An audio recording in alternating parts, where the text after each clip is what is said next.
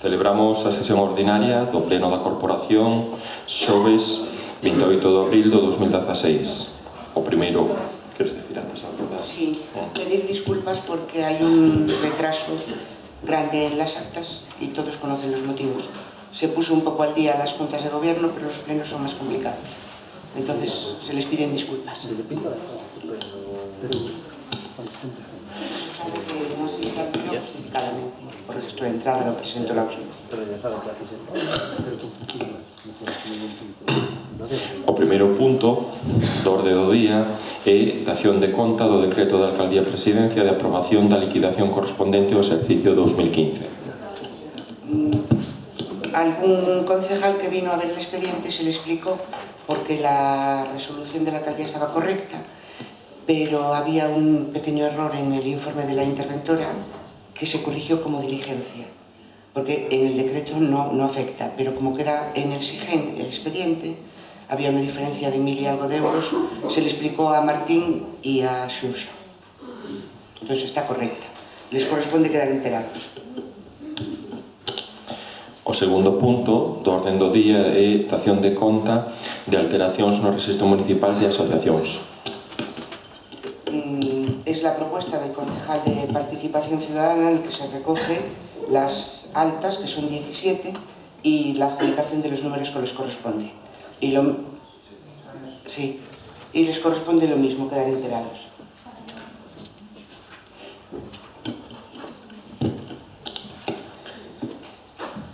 O terceiro punto do orden do día é nomeamento de representantes nos grupos de acción local do sector pesqueiro Golfo Arta Brosur.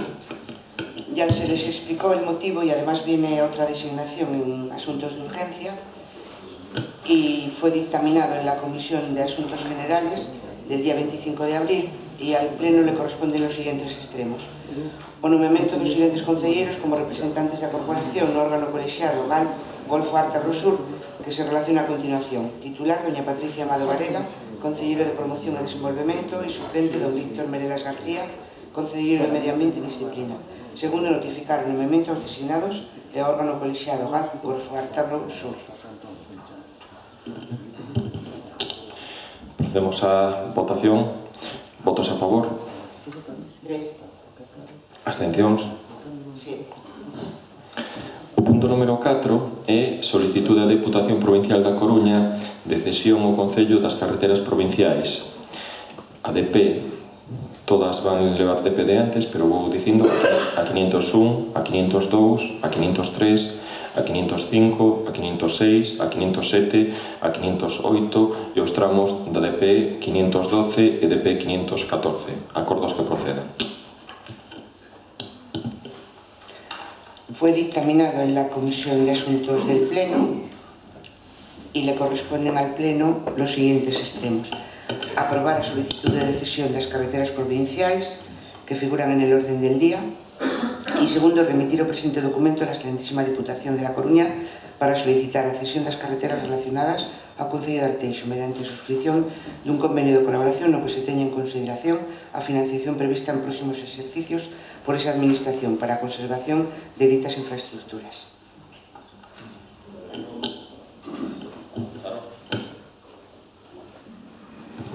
Bos días, gracias. Ben, esta proposta que traen vostedes hoxe aquí trata fundamentalmente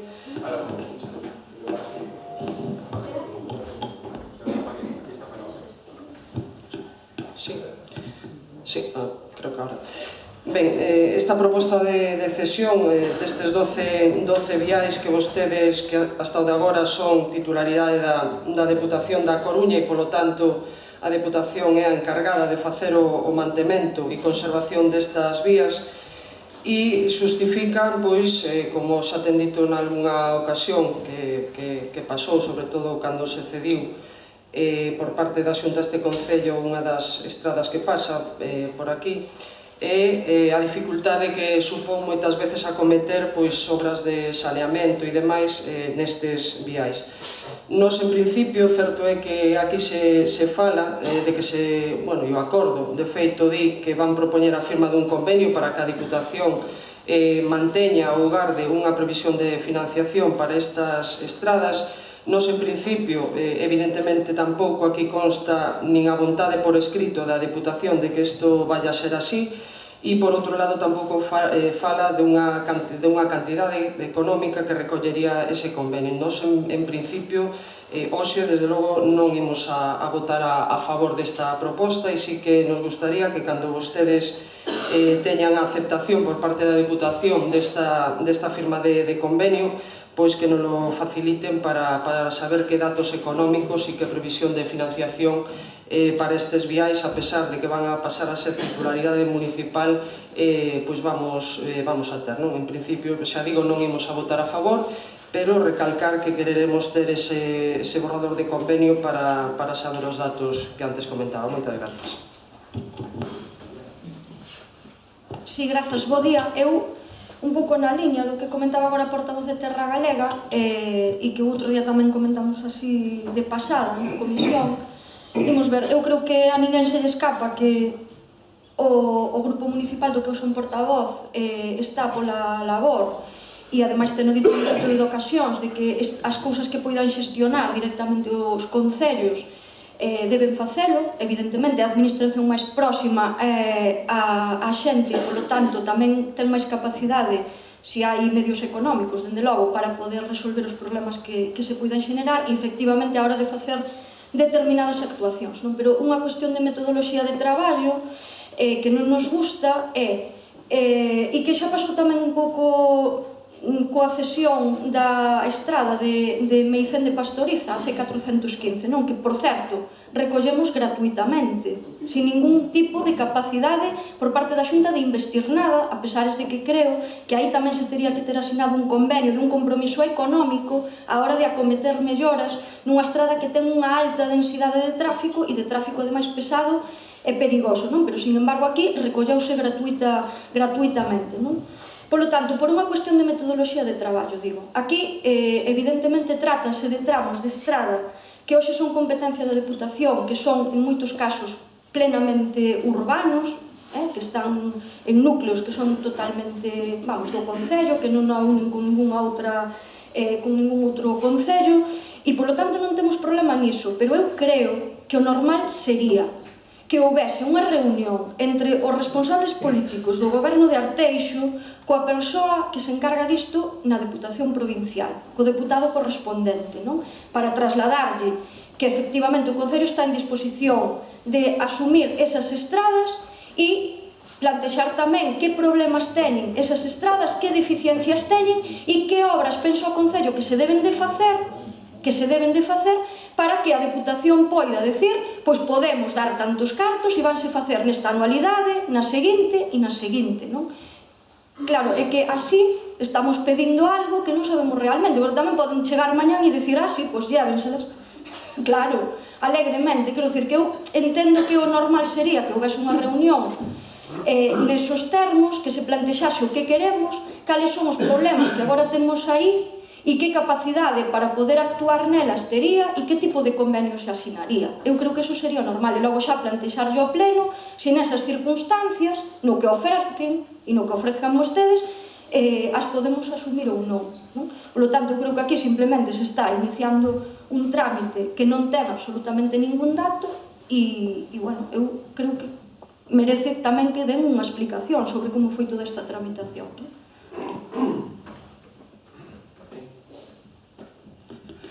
Sí, hola, bo día a todos. Non me gustaría empezar sin facer unha mención e un agradecemento, porque últimamente estamos sempre nos medios de comunicación polos problemas que temos no mar e o traballo das nosas forzos de seguridade, tanto a policía como a protección civil, como voluntarios que están sempre axudando para facer este tipo de labores tan complicadas, e dentro do Grupo Socialista agradecerles o seu traballo e a súa dedicación e a súa voluntariedade para axudar os máis. O tema este Si é certo que no mero sentido da cesión das estradas, sobre todo esas que son espacios residuais ou vías residuais que quedaron aí de obras anteriores, ou os tramos que son meramente urbanos, non temos nada que decir. Incluso tamén de viais que xa non son tan netamente urbanos, pero que, bueno, que sí que poden ser interesantes de cara a obras que se poden facer por temas de seguridade vial, por temas de abastecemento e saneamento, e outro tipo de cuestións que evidentemente serán moito máis, a gestión será moito mellor para os veciños e a fai directamente o Concello. No espírito estamos completamente de acordos. Si nos falla e si nos falta saber cal vai a ser o coste que vai supor isto ao Concello, e nese sentido hubiera sido bom facer algún tipo de memoria económica do que pode supoñer o coste de mantemento destes viais, que tampouco creo que sea tan exagerado dentro dos miles de kilómetros que ten o noso Concello, pero que sí que sería interesante para valorar o que supón a cesión.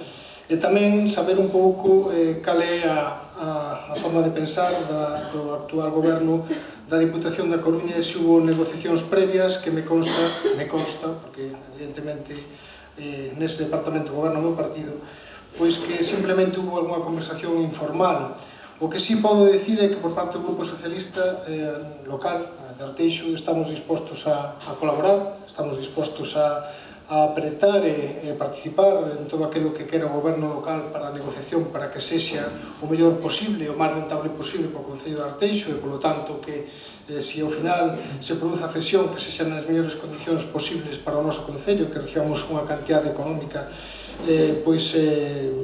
que corresponda a ter esa titularidade municipal, non, como dixo Silvia, como por exemplo pasou cun vial que é un vial duns de máis tránsito da noso Concello, como é a da Xunta de Galicia, o vial que pasa por Pastoriza, Maicende e Oseiro, que se recibiu a coste cero cando antiguamente había hasta proxectos de casi 10 millóns de euros para facer cuestións nese vial. Por lo tanto, malos negocios creo que non é de rigor facelos, non? Eu creo que cando se acepta unha infraestructura deste tipo ten que vir tamén cas obras correspondientes. Sei que na Diputación da Coruña se está facendo un estudio sobre os viais dos concellos e precisamente sobre a cesión aos concellos, aqueles viais que un dos criterios que se pode empezar a valorar é precisamente ese, que non sexan de comunicación entre dous concellos diferentes. Por lo tanto, o que aquí se propón pode caber dentro deste estudio que sei que están empezando a facer, e polo tanto dá má sensación de que a Diputación pode estar disposta a negociar non só en Arteixo, sino no resto dos concellos da provincia un plan precisamente de cesión de viais que sean netamente municipais. Por lo tanto, volvo a repetir, a nosa colaboración, a nosa capacidade para poder facer un bo acordo e que reciban estes viais ou os que sean as condicións posibles.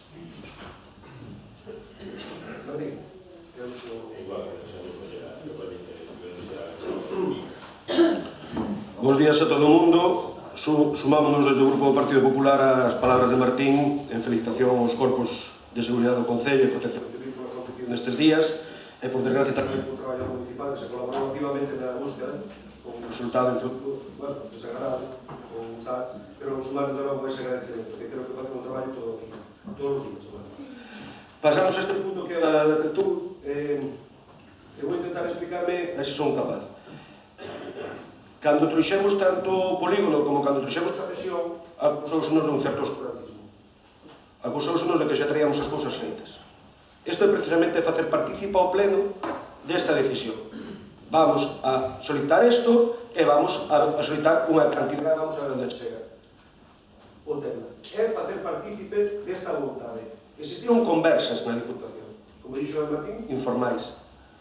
E creo que é un sentimento de calquer grupo político que este hoxe en día no goberno a racionalización da administración no seu gasto. E que non teña un veciño, porque este nun lado dunha carretera, pagar unha tasa, e outro veciño que está na outra carretera, ao lado mismo, que non pertence á Diputación, na teña que pagar. Estamos falando, por exemplo, da Avenida de Callón, o que era a antigua Avenida de Callón. Un exemplo claro do que é isto. Residuos históricos que hai que regularizar. A Diputación sabemos, tradicionalmente, que facía as carreteras que iban ás igrexas e que iban aos mercados ou iban a esas entidades que se entendían comunais. Ese en día esa realidad non existe hoxe. É un absurdo que nós tuviéramos que arreglar en Pastoriza, o camiño que vai á iglesia de Pastoriza, e que siga sendo unha vía da Diputación.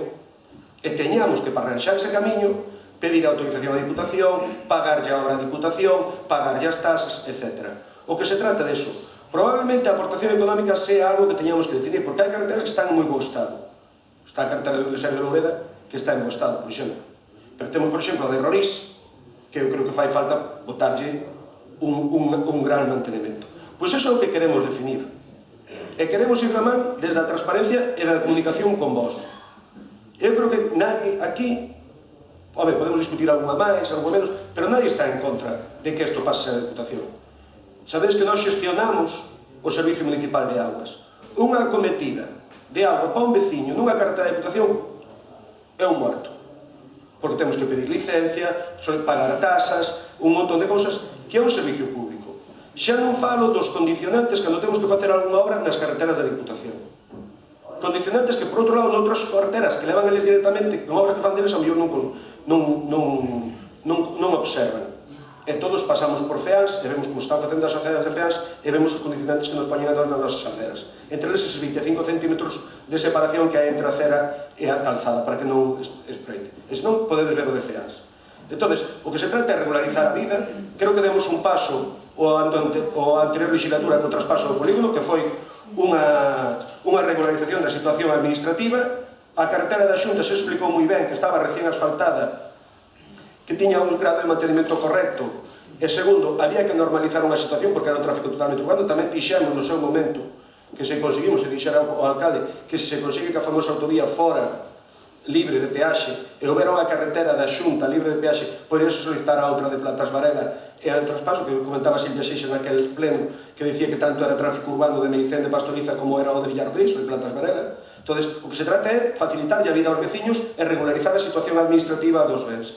É un primeiro inicio. Eu quixera, me gustaría, se é posible, que entendo que se poden ter, que fóramos por unanimidade esta solicitud. Nos comprometemos a dar transparencia total ás negociacións e aos acordos, e que sirva de base para ver quen fai ese estudio de costes, esa mesa de valoración do que podría costar este tema. Simplemente esta é a declaración e a solicitud, e a partir de aí, con ese acordo, terá que volver a vir aquí e aceptalo entre todos. Moitas gracias.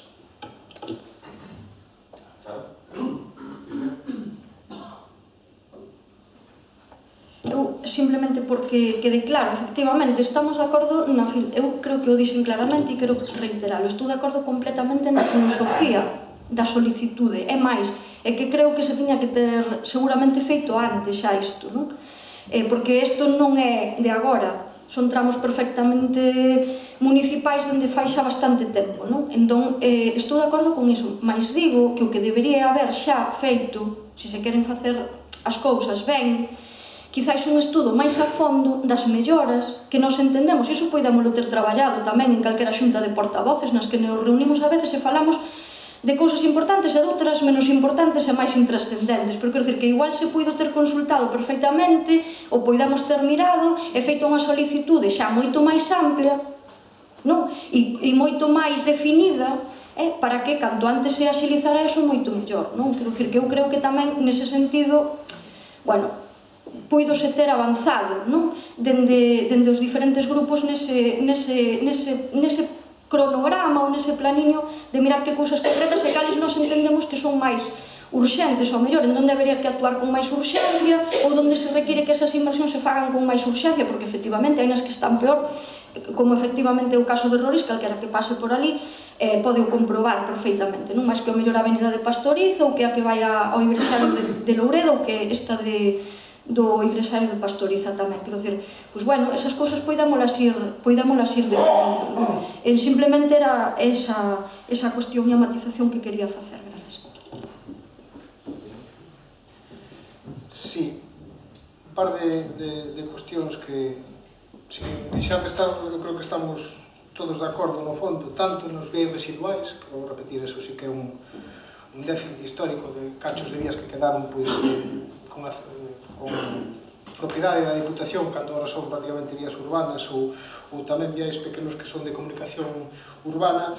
Incluso tamén podemos estar de acordo nos outros viais. Si é certo que haberá que estudar e haberá que ver como funciona ahora a Diputación da Coruña, porque é certo que o mecanismo de traballo que teñen ali supón un cambio importante, posto que queren facer plans que sexan iguales para todos os concellos e non funcionar de forma sesgada segundo o que goberna en cada concello, e polo tanto me consta que queren facer un plan xeral de toda a provincia para a cesión de viais locais e polo tanto tratar a todos os concellos de forma igual, non como se facía anteriormente, onde se castigaban a uns, incluso tamén algúns do Partido Popular como os veciños da Laracha, que estaban maltratados por parte da Diputación Provincial. Por lo tanto, creo que ese é o mecanismo de funcionar, e nesa línea supoño que poderemos solicitar e plantexar aquelas cuestións e aqueles custes económicos que ten acadar este tipo de infraestructura. E si unha cousiña, señor Amado, vostede fala de transparencia, pero a transparencia hai que practicala cando no outro lado gobernan os teus tamén. Me refiro, a transparencia co polígono e co vial este da C545 non existiu, se nos deu un masticado, se nos chegou aquí e votamos e non se fixo absolutamente nada máis. Evidentemente vostedes gobernaban nos dous lados. Agora a transparencia é difícil entender porque do outro lado gobernan outros, e claro, a transparencia xa non é tal, porque a transparencia evidentemente os nosos compañeros danos tamén información, como non podría ser de outro xeito. Por lo tanto, a transparencia temos que practicar sempre. Cando vostedes falan algo que a Xunta de Galicia, teñan tamén este grado de transparencia, traigan as cousas previamente e tamén estudiarlas, porque, volvo a repetir, a transparencia hai que practicala cando é importante. Neste caso non era tan importante porque nós poderíamos ter a información. Señor Seco, a transparencia está na dentro da Diputación. O Bloque goberna da Diputación, o PSOE goberna da Diputación. A concelleira do Bloque non sabe que se falou co diputado de Vías e Obras e usted sí. Esa é a transparencia. Dentro do seu propio non sabe. Eu non podo dicir. Usted dixo que sí que sabía, que había conversas, e Silvia Seixas dixo que non sabía. Dixeron que non había. Entonces, nós non temos ningún problema. O que estou dicindo é que ustedes nos acusaron, o que declarei foi unha declaración de intencións, que evidentemente poderíamos haber feito, ustedes terían dereito a información. O que quixemos é trocar precisamente o sistema, e iso é o que deben de valorar, precisamente. Nós temos unha maioría suficiente holgada para aprobar isto, e ainda así, precisamente, preferimos facelo deste outro xeito, que é pedir o seu voto positivo a este tema, porque creo que beneficia aos veciños, sinceramente. Porque senón, os veciños que viven nas carreteras da Diputación saben perfectamente a diferencia. A todo. Desde para colocar un tubo ou para arranxar calquer cousa. Xa non digo do trato que se lle dá a veces aos veciños de Arteixo, que non teño por que entrar aí, a veces por parte da Diputación. Por parte da Diputación, por favor. Entonces, o que se trata é normalizar a situación administrativa do Concello, que é un dos obxectivos deste goberno. E díxeno antes, non é normal, e díxeno no seu día, non era normal que tuviéramos un polígono, o único polígono de España que estuvera transferido á Diputación. Non é normal que, tendo dúas carreteras autonómicas que cruzaban o noso Concello, estuvesen as dúas en mal de titularidade autonómica. Non é normal que existan residuos de carreteras que no seu día tiñan a súa función, pero que hoxe están fora, e que non pasen ao Concello. Pois trátase de solucionar os problemas aos veciños, que é para o que estamos aquí. E eu digo, abramos esa mesa coa Diputación, fagamos os plans, cheguemos a un acordo de valoración e traspasemos. Que é o que estamos pedindo, o vosso apoio para eso, para iniciar ese camiño. Logo, como transparencia e como medida democrática, me parece que estamos dando o paso adecuado. Moitas gracias.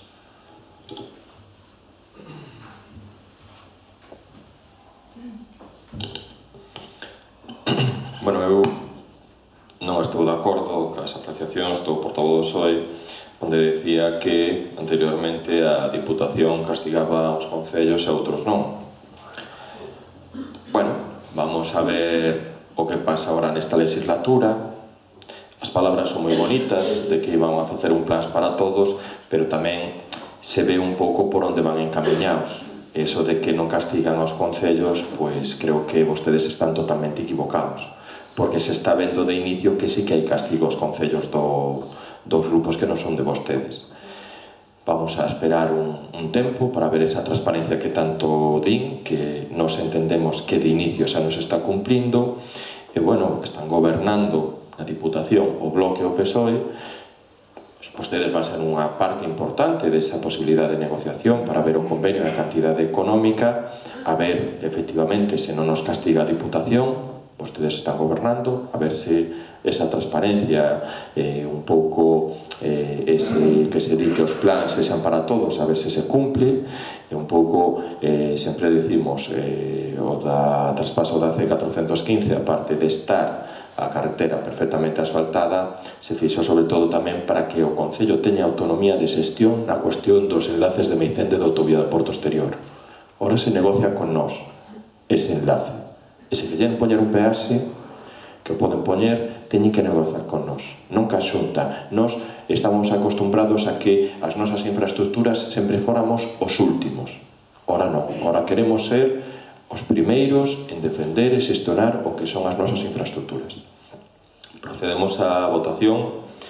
Votos a favor? 16.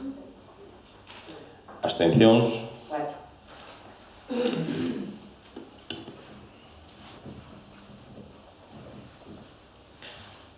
O punto número 5 é oficio do Xulgado Contencioso Administrativo número 4 da Coruña en relación co procedimento procedimento ordinario 88/2016 sustanciado por FCC Aqualia S.A. a acordos que procedan.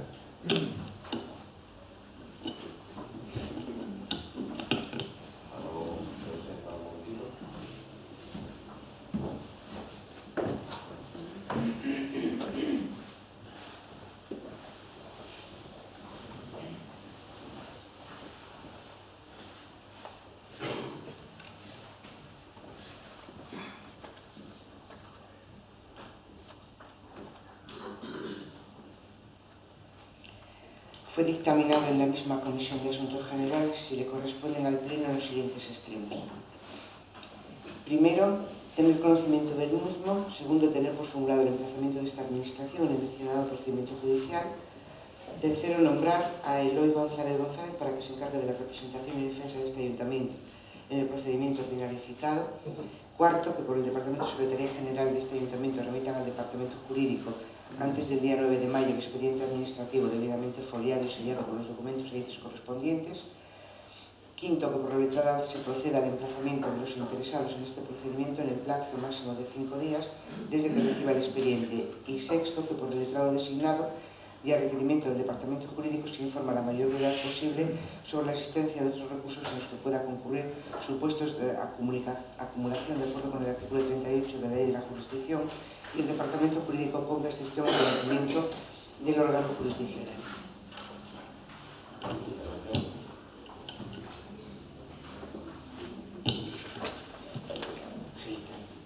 Procedemos a la votación. Votos a favor? 19.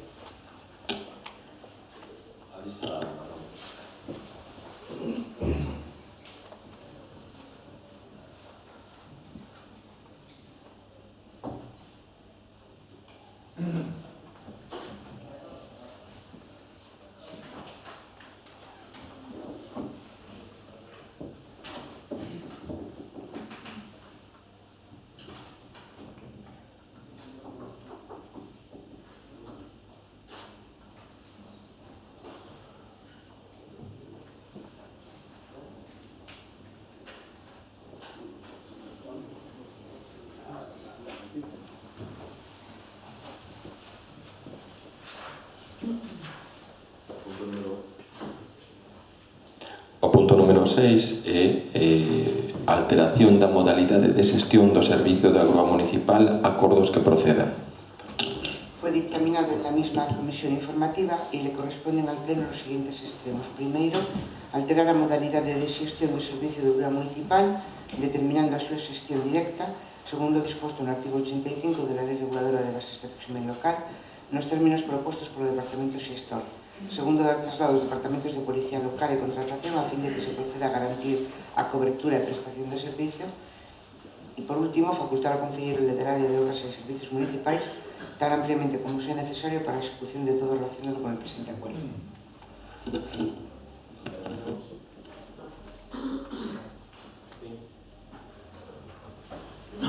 Sí, simplemente xa o dixen e xa o falei co concelleiro correspondente nas reunións previas a traer este acordo, non, para sacar esta nova modalidade de xestión da obra municipal, que sería interesante, así o propuxemos e así o plantexamos, que sexa ou non sexa neste contrato, que seguramente non sexa, que tamén se saca a contratación, a xestión dos vehículos que quedan abandonados na rúa e que se retira, que xa sabemos que ten que ser por empresas que se dediquen a este tipo de residuos, pero creo que tamén é algo que un déficit que ten histórico o noso concello e que tamén pode repercutir, na que sexa en menor medida, en beneficio para os veciños, posto que a chatarra e aquelas cuestións, aquelas partes que teñen os vehículos recollidos poden supoñer un beneficio para as empresas que o recollen. Por tanto, sería bon, e así o propuxemos e o seguimos plantexando, que saque tamén un contrato para a xestión dos vehículos abandonados e que se retiran das vías públicas. Por outra parte, nada máis que decir que estamos completamente de acordo en que se cambie este sistema e que se mellore, veremos como funciona. Simplemente comenta o meu concelleiro de seguridade que si que collen esa proposta súa e procederán a esa redacción de ese pliego para a retirada dos residuos. Moitas gracias.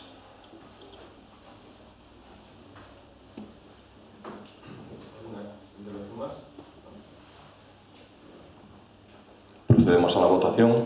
¿Votos a favor? 18. 2 abstenciones.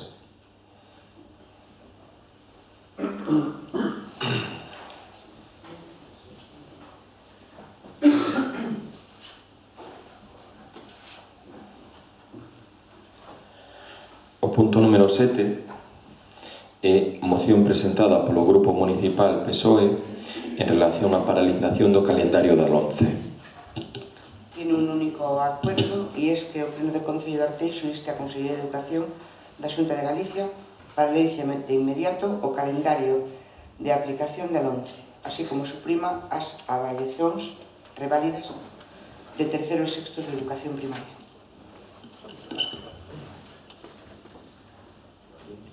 Sí, creo que un tema que está na actualidade social e política do noso Concello e de outros, co tema das reválidas que van a ser celebradas en breve, e, por tanto, dentro do Grupo Socialista, e tendo en conta que o Congreso dos Diputados foi claro, e unha maioría do propio Congreso, ainda que non exista goberno, pediu esta paralización, o mínimo é que, como fixeron outras comunidades autónomas, o goberno galego tuvera ben paralizar este proceso e esperar a que se chegara a ter un novo goberno ou se fixeran outro tipo de modificacións para seguir adiante cun calendario que precisamente está dañando e está facendo moito mal na nosa comunidade educativa.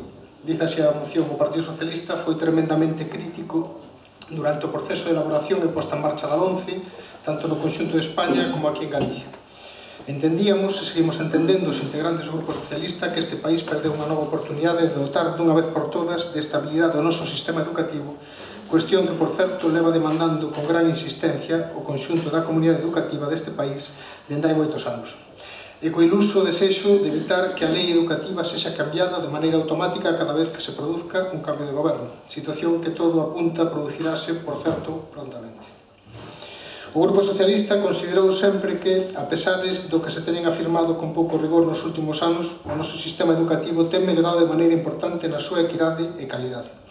E fomos quen de alcanzar un servicio público educativo que chegaba a toda a poboación en condicións de igualdade e que tan malo non debera ser cando os nosos titulados e tituladas son tan ben valorados cando saen fora do noso país.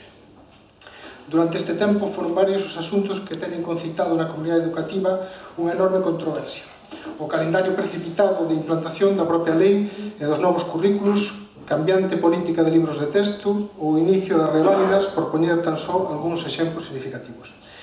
Por eso presentamos este acordo que leo a secretaria, que pide que a Consellería de Educación da Xunta de Galicia paralice de inmediato o calendario de aplicación da LOMCE e as reválidas que en teoría se van a celebrar ahora no mes de maio.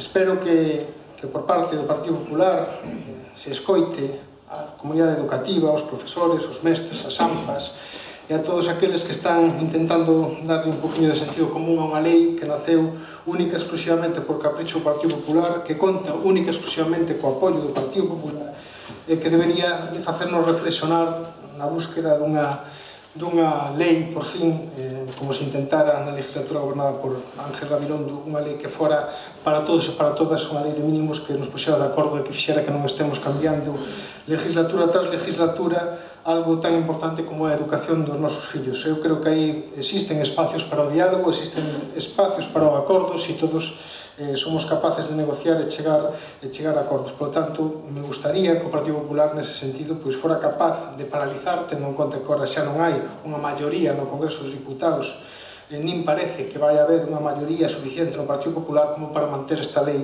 nas condicións actuais. Nada máis.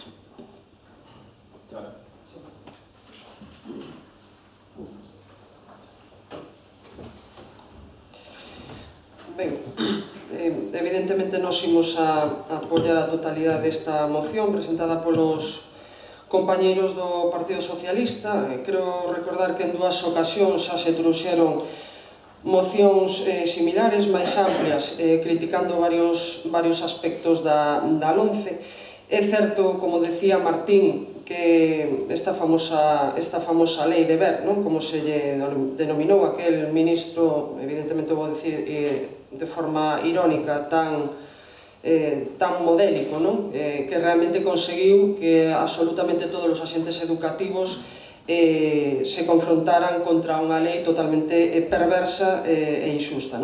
Decíamos nalgún momento que o único que pretendía esta lei mal denominada de mellora de calidade educativa era simplemente acadar uns bons resultados para despois podelos plasmar en informes internacionais do PISA.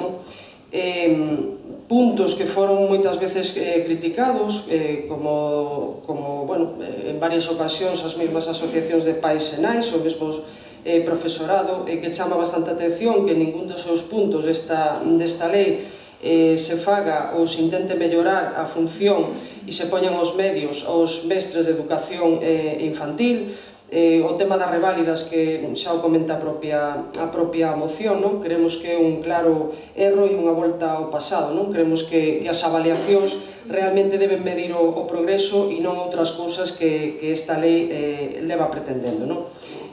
Por outro lado, de alguma maneira tamén hai varios aspectos, como o tema da elección de itinerarios en cuarto da ESO, que todo o mundo coincide, absolutamente todo o mundo coincide, en que o que pode favorecer de cara a un futuro bastante próximo é empregos máis precarios. Realmente, por un lado, sí podíamos estar de acordo en que a formación profesional se ten que, de alguma maneira, potenciar, pero certo é que a día de hoxe non hai os medios suficientes, nin por parte do Partido Popular hai unha intención clara de poñer todos eses medios. E despois cuestións que xa se teñen comentado, como xa digo, en dous plenos anteriores sobre esta lei, unha lei totalmente sexista, polo xa falado tamén, que permite e ampara os colexios segregados por sexo, e o que máis enfada o colectivo do profesorado é a total desconfianza que esta lei amosa hacia eles cando as avaliacións que comentaba antes son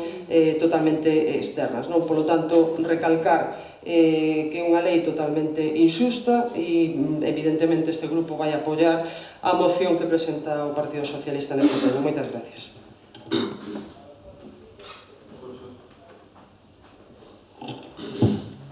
Ben, bo día a todos e a todas. En primeiro lugar, comentar que o noso voto vai ser favorable.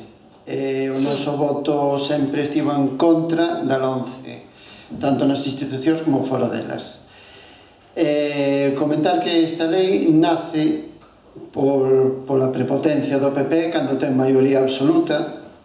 Esta lei nace, digamos, pisando as opinións do resto dos partidos políticos e dos representantes que hai no Congreso. Agora lamentanse de que ninguén os chama a falar, non? volvendo, digamos, a esta situación actual, tamén lamentamos que nestes 4 meses que se levan discutido de como ten que ser o próximo goberno, quen o ten que formar, lamentamos que as ideas partidistas non poñan en riba da mesa un tema tan importante como a LOMCE. A LOMCE contaría, se alguén o pon en riba da mesa, a LOMCE contaría prácticamente con todos os grupos en contra, e sería un motivo para enfrentarse ao goberno, xa que non quere acudir ao Parlamento, sería un motivo estupendo para decirlle ao goberno marche, e sería un motivo estupendo para tamén empezar a poñer aos partidos de esquerda, poñelos, digamos, a traballar para un goberno de esquerdas, de progreso, que non se deu, todo por motivos partidistas. De todas maneiras, a LOMCE, como xa dixo a compañera de Tega, é unha lei retrógrada que nos leva aos anos 60, típicos do caudillo. Xa entraremos tamén a valorar un pouquinho máis adiante como, no próximo punto tamén tocamos a LOMCE, pero o que digo é así, e reiteramos o noso voto a favor. Sí, vamos a ver, simplemente vou intentar ser moi breve. Entender que esta moción pois non deixa ser un reflexo que non deixa ser un pouco o reflexo da situación política que está vendo o país neste momento. Reflexo do país, por qué? Porque cun goberno en funcións onde existe un decreto, hasta que non se delegue ese decreto hai que aplicalo, e iso é o Estado de Dereito, que non podemos aplicalo cando nos interesa e non cando non nos interesa. Segundo, todos, incluso os que temos así rabo e cordos do Partido Popular, estamos de acordo que o problema educativo de España é un problema que se vende arrastrando de atrás de moitos anos. E non foi o Partido Popular o que prefixo unhas leis que nos levaron entre eles a un gran desastre que temos na educación.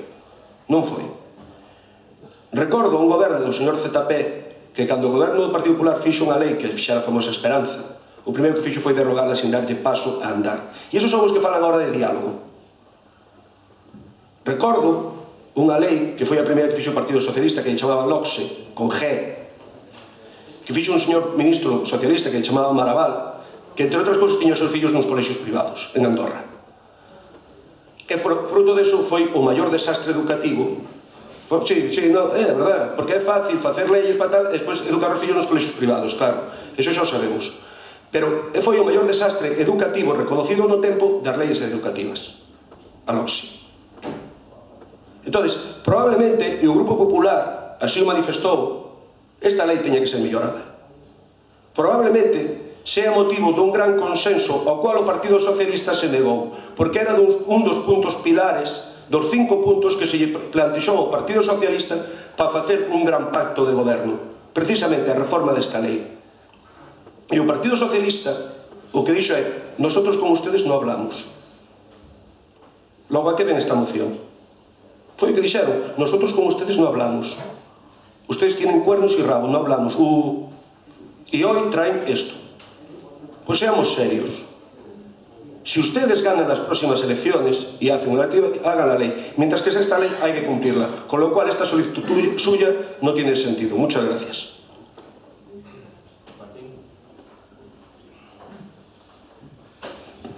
Ten razón, señor Amado. Esta situación é o reflexo do país, completamente. O Partido Popular solo, aislado, sen o beneplácito absolutamente ninguna outra forza política, nin sindical, nin de AMPAs, absolutamente solo.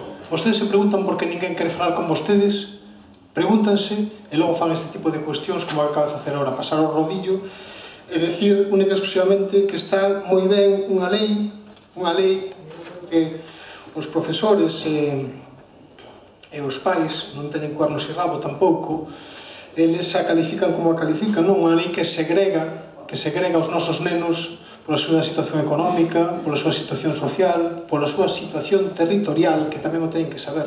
Vai a ser diferente cursar nun colexio dun barrio do centro da Coruña que cursar nun barrio periférico da Coruña, posto que logo nos rankings polo tipo de alumnos que van a ter vai ser diferente. Sábalo Celina, eso o sabe. Eso vai a contribuir a segregar os nosos nenos, a ter uns centros de primeira e uns centros de segunda. Volvemos outra vez a educación segregada según familias, señores. E tamén vai haber diferenzas entre as grandes cidades e os pueblos. Eso tamén o teñen que saber os nosos cidadáns. En vez de buscar unha lei que nos una e que intente equiparar os nosos nenos, facemos leyes que volvan a primar os fillos de contra aqueles que non son fillos de. É o que buscan. É o que buscan, señores do Partido Popular. Detrás desto hai unha línea ideológica. Sí, delle a cabeza, señor Alberto Castro, pero é así, é así. É curioso que 12 das 17 comunidades autónomas pidan este freno da reválida. É curioso que unha maioría amplia do Congreso, e volvo a repetir, sin haber maiorías de ningún partido, piden a paralización desta lei das reválidas. É curioso que o Partido Popular siga dando a espalda e non saiba intentar negociar, e máis tendo en conta que agora as maiorías absolutas é posible que deixen de existir e que hai que empezar a negociar e falar con todos os grupos presentes. Creo que deberían de empezar a pensar niso. Eu creo que a legislatura, volvo a repetir, os últimos anos da legislatura de Zapatero, na cual se intenta modificar a lei e se intenta chegar a acordos por vía de Ángel Gabilondo, algo que se sabe e algo que se bloqueou por parte do Partido Popular cando estaba feito o acordo única e exclusivamente por tratar de minar o goberno anterior. Creo que é un desastre. Eu volvo a repetir, eu creo que non hai que facer só unha lei dos partidos de esquerda e dos da dereita. Eu creo que hai que facer unha lei entre todos. Creo que hai que facer unha lei precisamente que pensen todos e non só aqueles que teñen cartos ou viven en determinadas zonas. Hai que empezar a mirar menos as anécdotas e facer política das anécdotas de onde cursan os fillos de Maraval, que non o entendo, porque sería o mismo que decirles que como van a ustedes facer unha ordenanza municipal se algún de vos non vive no Concello de Arteixo. Quere que vayamos a ese tipo de anécdotas? Podemos facelas, pode decir, pero como vai facer algo de urbanismo o señor Alberto Castro se non vive en Arteixo?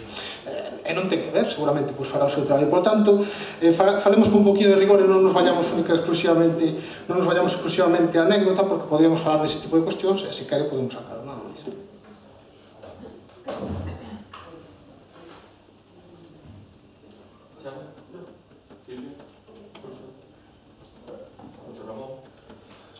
Martín, do único que estamos de acordo é esa frase, que probablemente Xurxo non este tan de acordo. Queremos unha lei de educación que non sea nin de dereitas nin de esquerdas. E iso foi o que plantexou Mariano Rajoy agora, ao cual o Grupo Partido Socialista o que fixo foi cerrarlle a porta. Foi un dos pilares básicos da negociación desa gran coalición que foi a que se plantexou. E se non saliu pa diante, foi porque interesaban máis os sillóns que outras realidades. Vale? Esa é a realidade. O que tamén me asombra é a capacidade de bolita mágica que temos para ver o futuro. Niños pobres, niños ricos, familias bien, familias mal. Non lle demos ninguna posibilidade. Non temos unha bola de futuro. Que estamos a falar? O problema de educación, e xa non é do século desta legislatura, sino que xa non falaba primeiro do siglo, o problema de España é a educación, dun modelo educativo que temos que arranxar entre todos, non desde fora de partidismo. O Partido Popular, cando presentou a súa lei, estaba avalada por unha ampla maioría democrática que levaba no seu programa electoral. Non olvidemos que tamén ten o seu peso. Non olvidemos que os tempos mudan, que os tempos temos que cambiar as leis, totalmente de acordo. Que fai falta unha lei de educación que atenda ao que o Partido Popular e o Partido Socialista, que representan o 70% do electorado, se poñen de acordo totalmente. Neso estamos totalmente de acordo. E será labor da próxima legislatura facelo, e ojalá, penso que calquera dos que estamos aquí, digamos que ojalá se consiga, porque será o mellor para a sociedade e para os nenos. Moitas gracias.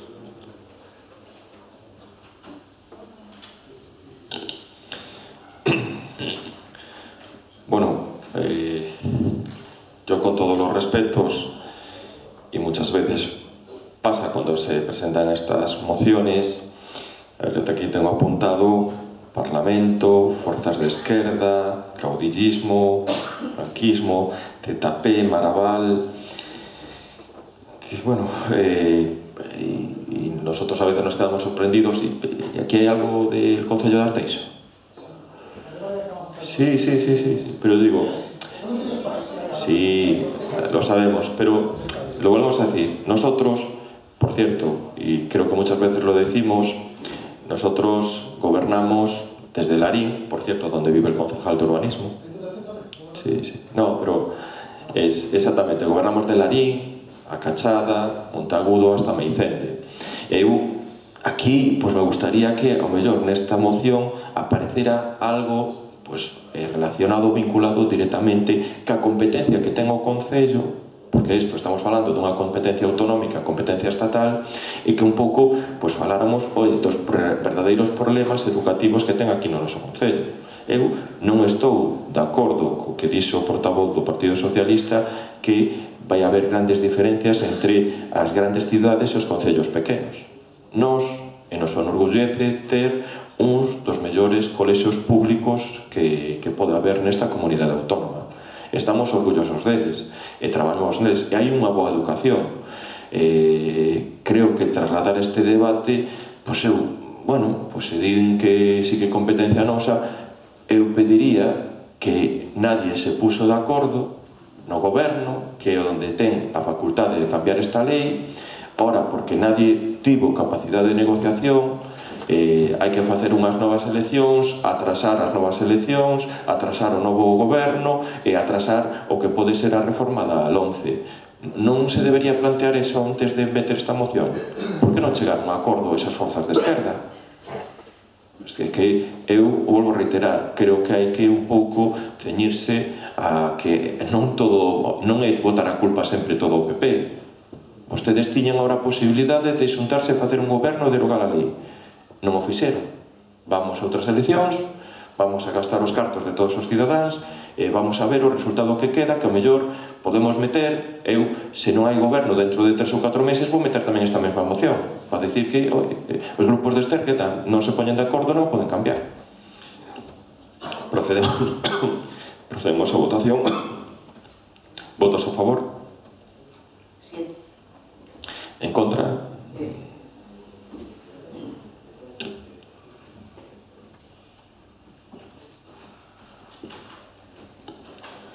O punto número 8 é moción presentada polo Grupo Municipal PSOE sobre medidas para avanzar na laicidade do Estado no ámbito municipal. Fue dictaminada en la misma Comisión de Asuntos Generales y contiene 12 puntos de acuerdo, que son: 1. Instar ao Congreso dos Deputados e ao próximo Goberno de España a impulsar unha nova lei de liberdade de conciencia religiosa que garanta a toda a ciudadanía o dereito á liberdade de conciencia, a liberdade religiosa e a liberdade de culto, regulando as relacións coas diferentes confesións con fin estricto de respetar e protexer o dereito individual á liberdade religiosa en pleno cumprimento dos principios constitucionais de igualdade, pluralismo e non confesionalidade. 2. Instar un Congreso dos Deputados e ao próximo Goberno de España a incorporar a legislación criterios de actuación para as autoridades públicas en actos religiosos, tamén nos ámbitos autonómico e local, para evitar a confusión ou a alianza entre a función pública e a religiosa, a confesionalidade e a discriminación respecto de outras confesións ou grupos agnósticos ou ateos. 3. Instar ao Congreso dos Deputados e ao próximo Goberno de España a elaborar un protocolo para a organización de actos in memoria de carácter civil, promovidos polas autoridades públicas con ocasión de catástrofes, homenaxes, falecemento de personalidades, atentados, etc. 4. Instar ao Congreso dos Deputados e ao próximo Goberno de España a establecer, de acordo coa Constitución, unha escola pública laica, como garantía dos valores públicos e de respecto das creencias privadas.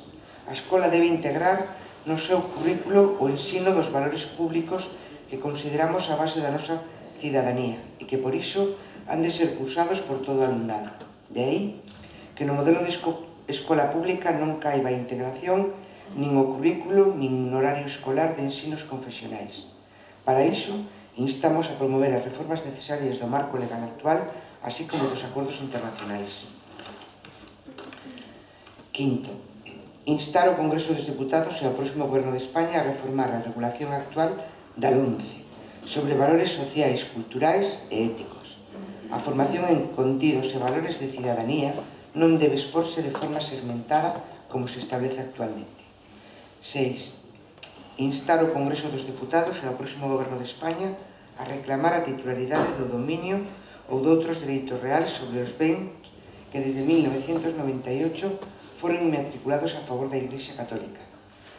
Se dita inmatriculación se produciu sen a existencia dun título material e previo que justifica a titularidade ao seu favor do dereito real sobre un inmoble de que se trate, ou cando o mesmo sexa ou fose un ben non susceptible de propiedade privada por ser de dominio público, aínda no caso de que non estea catalogado formalmente como tal se históricamente gozou desa presunción ou tratamento.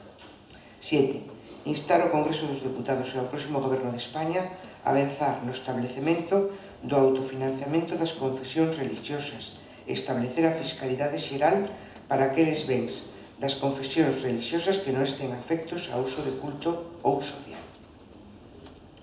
8. Conservar os símbolos religiosos institucionais de edificios públicos cando se atopen en espacios destinados ao culto ou cando formen parte dos elementos estruturais, estéticos ou autísticos da edificación ou monumento. Os demais, previa catalogación e dictamen, retiraránse. 9. Incorporar, na medida do posible e gradualmente, referencias, actos e conmemoracións de carácter civil ao calendario oficial do municipio e a determinadas festividades locais. 10. Adoptar as medidas necesarias para que as tomas de posesión ou promesas de cargo se fagan únicamente ante un exemplar da Constitución. 11. Instar ao Congreso dos Deputados e ao próximo Goberno de España a proceder á denuncia dos acordos de 1979 entre España e a Santa Sé e a seu termo establecer un novo marco de relacións de acordo con o principio de laicidade do Estado. E por último, 12. O Concello creará un observatorio municipal de laicidade aberto a participación dos grupos políticos municipais, asociacións e entidades cidadás co obxectivo de promover campañas informativas no ámbito municipal dirixidas a toda a ciudadanía sobre o significado da laicidade, a Declaración Universal dos Dereitos Humanos, a tolerancia, a liberdade de pensamento e de conciencia e, por tanto, a liberdade religiosa sobre o principio constitucional. Ningunha confesión terá carácter estatal.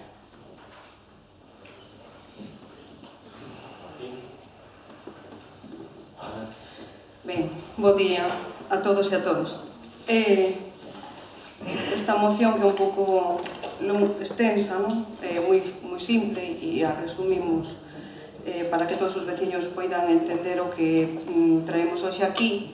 Significa que a día de hoxe vivimos nunha sociedade completamente plural, vivimos no siglo XXI e o noso país é un país onde ten xente de todas as religións, de todos os pensamentos. Arteixo é un exemplo claro.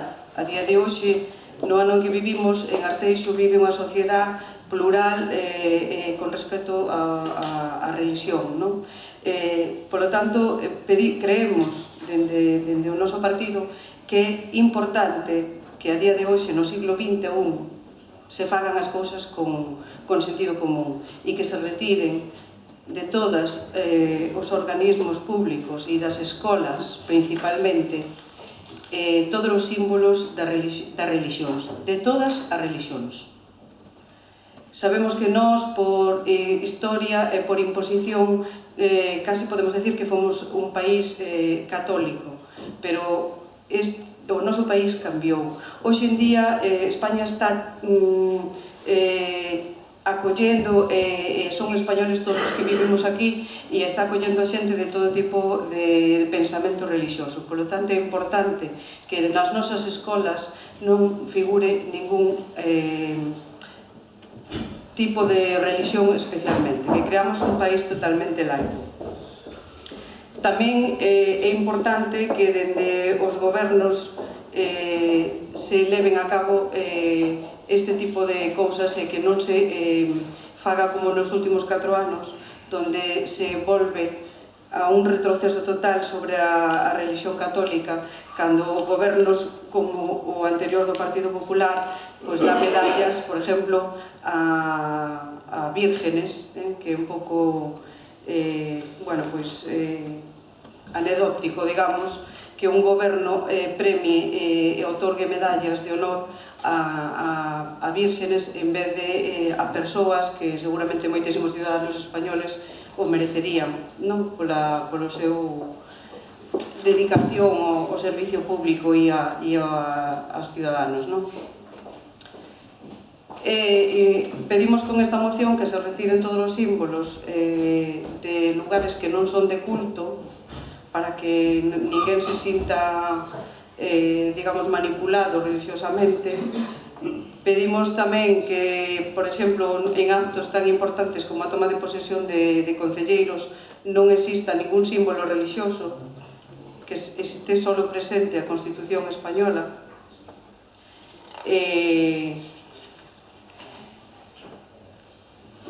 Pedimos tamén que se cree un observatorio municipal de laicidade coa participación de todos os grupos municipais, coa participación de asociacións e entidades, co obxectivo de promover campañas de información a nivel municipal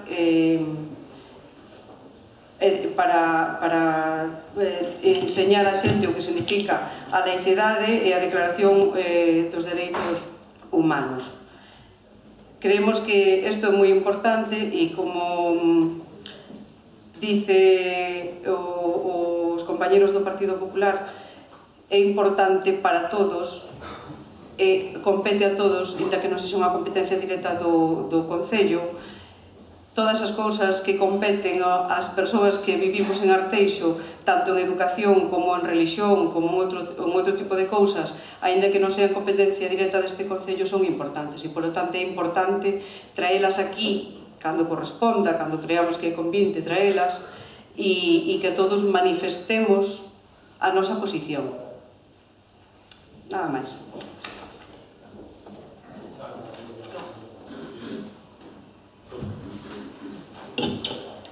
Ben, bo día de novo.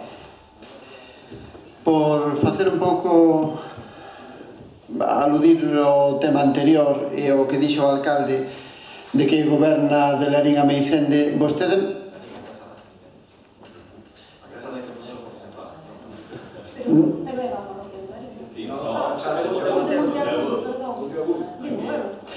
Ben,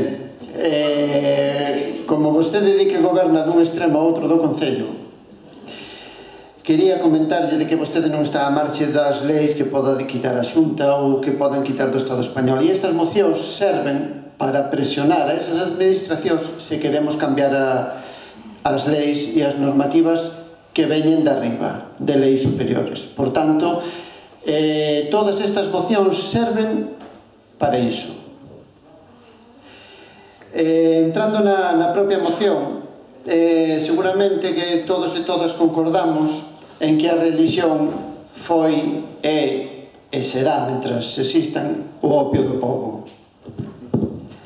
A historia demostrounos e demóstranos que a religión católica foi o maior freo á evolución da sociedade nesta beira ou nesta beira do mundo, non?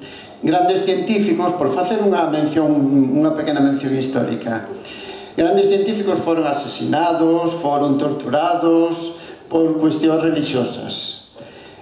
Todo isto ven a colación porque, bueno, o goberno actual que está en funcións, sigue en funcións e ao mellor seguirá en funcións in eternam, pois resulta que fai condecoracións, condecora, e neste caso vou mencionar ao ministro do Interior, condecora virxes, e por que non, falando do Concello de Arteixo, pois tamén se queren, digamos, regalar millóns ás igrexas, facemos obras nas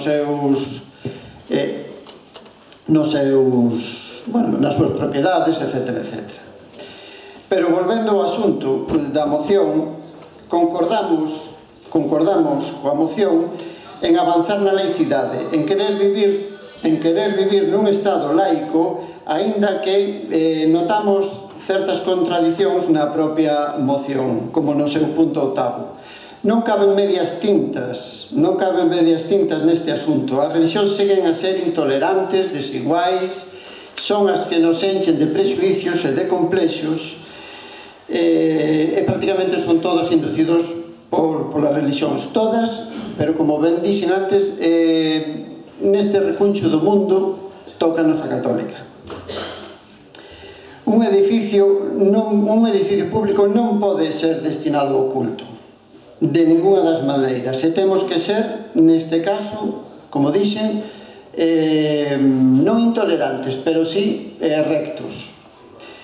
Xa ia sendo hora de que, o PSOE se viñera situando na ideoloxía da que partiu xa hai máis dun século. Cando estiveron nos gobernos, concordaron coa Igrexa en máis ocasións das que calquera outro goberno.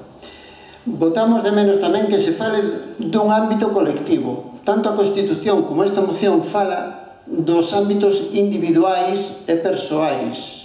Non se fala do ámbito colectivo. O Estado ten que ser laico. Aconfesional.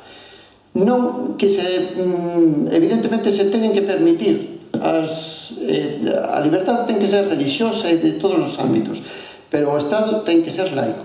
Votamos de menos ese ámbito colectivo.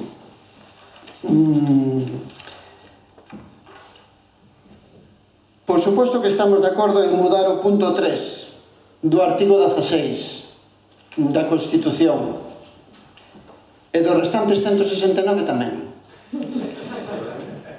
O punto número 2 está ben, afecta a, digamos,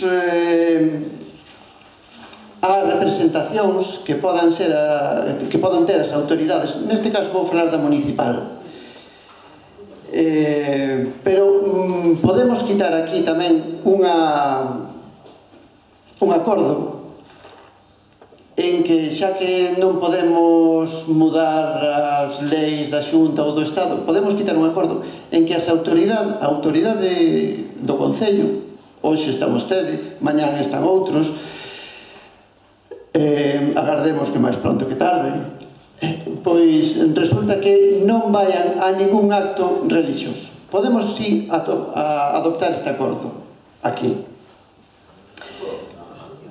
Non sei, non... Que no vayamos a ningún acto religioso. Claro. Morre algún familiar tampouco. Pero está falando Estou falando, claro, en representación de todos os arteixáns e arteixanas, non a modo individual. Vostede pode ter as creencias que queira, evidentemente, pero a modo colectivo, que é do que se trata esta lei, ou, perdón, esta moción, pois poderíamos adoptar ese acordo. Máis cousas. Evidentemente, a educación é fundamental, xa o vimos na moción anterior. E, por suposto, que debe ser laica. A religión debe sair dos colexios. E por iso estamos a favor nos puntos onde se fala deste tema. No punto número 11, por exemplo, non creemos que un novo marco sexa o ideal. Novos concordatos non. O Estado tenlle que pedir as obrigas, o Estado, a Xunta, o Concello, tenlle que pedir as obrigas como a calquer a sociedade ou entidade privada, tanto no ámbito tributario como patrimonial ou que sexa. Evidentemente, un pouco pasando por riba todos os puntos e resumindos, porque, bueno, o tempo xa... Pero, insisto, o Estado, a Xunta e o Concello deben tomar medidas na medida que lle é competente, non? E un dos acordos pois debemos adoptar ese, a parte da moción, que evidentemente que ímos a votar a favor. A autoridade que esteña nese momento, o alcalde ou concelleiros non deben ir a eventos religiosos. Eso sí que o podemos adoptar, nada máis. Bueno, vou intentar ser breve porque penso que a discusión non dá para máis. Hai cousas que fai moitos anos que teño superadas e creo que a sociedade española tende superadas. Por qué? Porque, entre outras cousas, esta moción non deixa ser un refrito dun programa electoral que foi no seu momento, nas eleccións nos quales conseguiu o peor resultado do Partido Socialista.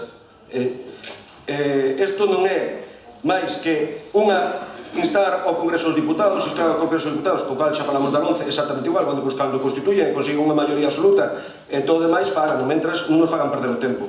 Por qué? Por outra razón máis importante, porque unha cousa é decir cando está no goberno unha cousa e cando está na oposición outra. Eu ríame cando, e digo tamén así en plan tal, pouco para secar sonrisas, cando preparaba isto que me acordaba da canción de Javier Crae, acordades da Mandrágora? Tú, como era, hombre blanco hablar con lengua de serpiente, tú decir que si te votan, tú sacarnos de la OTAN, ahora tú ser presidente y decir que es genial y... Tamén Javier Crae decía, prefiro camiñar coa dúbida que con un mal axioma. Correcto, pero dito o tema, quero dicir que esta moción, o Partido Socialista permanentemente, cando está no goberno, fai unha, cando está na oposición está outra. De todas formas, estamos falando de dereitos fundamentais, estamos falando que para modificar o punto da Constitución, o 16.3, creo que é, non? Tería que ter unha maioría bastante holgada, co cual sería difícil de poder chegar a facelo. Si se reconoce neste punto que di directamente ninguna confesión terá carácter estatal, os poderes públicos terán en conta as creencias religiosas da sociedade española e manterán as consiguientes relacións de cooperación coa Igrexa Católica e as demais confesións, é precisamente polo carácter histórico que ten España coa religión católica. O mismo feito que noutro artículo que sí nos interesa coas competencias, co desarrollo automático, reconoces a Galicia, a Cataluña a Euskadi co seu carácter nacional precisamente pola trayectoria histórica que teñen como nacións. No mesmo momento que tes unha singularidade específica é polo que aparece recollida na Constitución e penso que foi un acerto no seu momento dos pais redactores da Constitución. De toda a moción, que non vou entrar nela porque, bueno, eu miro de frente o Palacio de Raxoi, soy Mariano Rajoy, vou a Raxoi unha junta da Xunta, digo así de broma, mirades, ten un matamoros. Dademos conta, obras de Fernando de Casas, un Santiago Matamoros. Quitámoslo, deixámoslo. No edificio do retoral da Praza do Obradoiro, no retorado, que temos santiños nas portas, quitámoslos, poñémoslos. É un edificio laico. Claro, un edificio románico. Podemos alterar a historia? Eu apoiaría que sí, Eu apoiaría que sí. Quitamos eso e poñemos outras historias, que temos mil ideas do que poderíamos ir ali. De todas formas, estou dicindo, hai unha frase que a mí me pon os pelos de punta.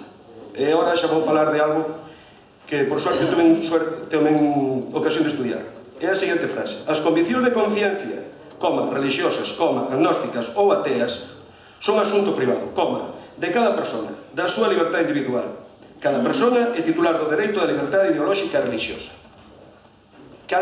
Pregunto-vos, cal é a base da creación da sociedade? Si tomo esta frase, é posible crear sociedade? Non. Vos reflexionades sobre o que estades a decir aquí. Isto dá lugar á anulación. E dá lugar a unha cousa que chaman dictaduras, con esta frase así redactada. Pensade e reflexionade, e deixo aí. Moitas gracias. Bueno, a ver si ajustamos al tiempo y reflexiones profundas que sean breves. Javier Crae, como punto, yo no esquecer de esas frases. Empiezas tu lugar. Bueno, hoxe o señor portavoz do Partido Popular está bastante simpático. Filosófico, sí, pero a pesar de que a religión é algo que nos dá para pensar moito e reflexionar moito, é tan simple a reflexión, é tan simple como decir: vivimos nunha sociedade plural e todos debemos convivir E desgraciadamente neste mundo, no mundo en que vivimos, hai demasiadas mortes a causa das religións. Entonces, a reflexión está en que debemos convivir todos. E debemos de vivir nun país laico. E nas nosas escolas non debe de haber clases de ningún tipo de religión. Nin debe de haber símbolos nas nosas escolas, nin en ningún edificio público que induzan a un tipo de religión. Porque iso é non respetar o noso veciño do lado que pensa diferente que a nós.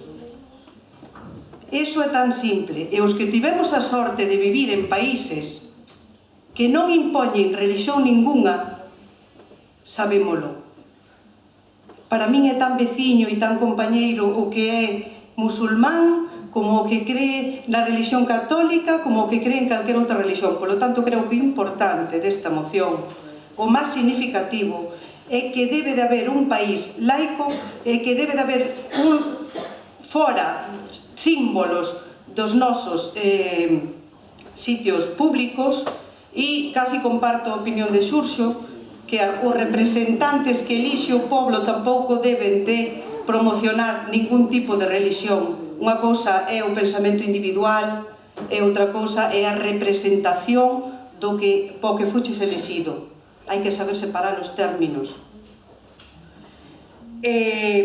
Evidentemente que nesta moción non se pide que se retiren dos edificios públicos os símbolos, se pide precisamente que se protexan. Non significa o arte, non vamos a mezclar o arte coa indución de cousas, de outros símbolos, como a aparición de Biblias en algúns actos públicos que non deberían aparecer, porque entonces tamén teria que estar, o que sei, o Corán ou algún outro símbolo religioso de outra religión.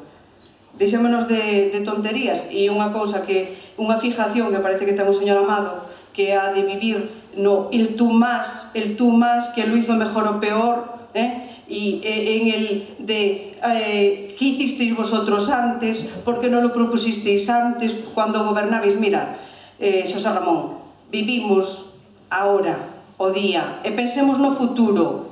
E evidentemente, tanto o teu partido como o meu partido fixeron cousas boas e cousas malas. Ahora, eso de vir aquí a facer política que non ten competencia municipal, como dice o señor alcalde, ou de que o PSOE sacar os peores resultados da súa historia, oye, vouche a recordar que o Partido Popular tamén sacou o peor resultado dos últimos anos. Se vemos aquí a xogar a eso, non. Eu creo que estamos presentando unha moción que nos fai reflexionar, e creo que aquí están os veciños e podemos preguntar a eles si creen que nas escolas dos seus fillos debe de haber clases de religión, ou si sería máis normal que as clases de religión cada unha estuvera nos seus lugares donde crean eles, si son católicos na iglesia ou si son musulmáns no outro lado ou si son de outra religión no outro lado.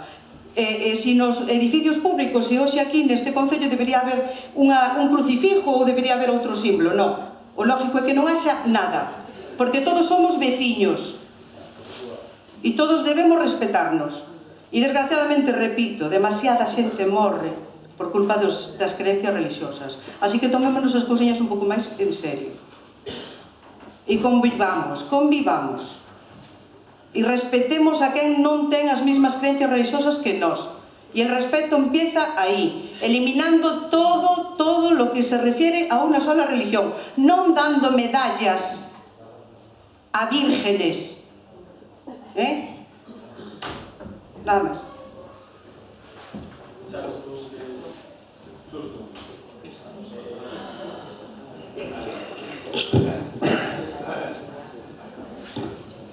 Ben, contestando un pouco ao señor Amado, non ten nada que ver a creación das sociedades coas dictaduras en si. As dictaduras son produto dunhas sociedades xa establecidas.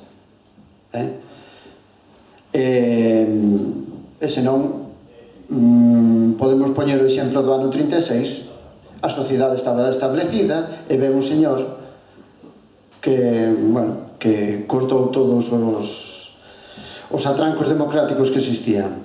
De todas maneiras, eu quería saber se o PSOE pode incluir a miña proposta na súa moción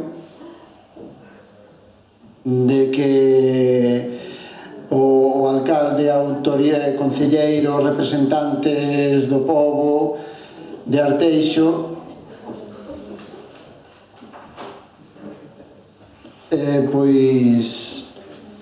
pois non acudan a eventos religiosos. Por outro lado, comentarlle tamén... Entonces, ¿no podemos entrar en las iglesias? Pero que dices? A ver, unha cousa é que a modo individual ti podas ir, evidentemente, cando hai un enterro, cando calquera... Outra cousa é que te inviten, por exemplo, o estamento religioso... Santiago o Apóstol, que nos suelen invitar o Ramón. Claro, pois eso, claro. No, claro. Representando o Concello, non. Despois vostede pode ir a donde queira. En Larín tampouco. Hai que entrar al primer banco ao banco de... Bueno, eso me parece que xa é tomar de pitorreo a miña proposta. Enténdese perfectamente o que quero decir. Sí.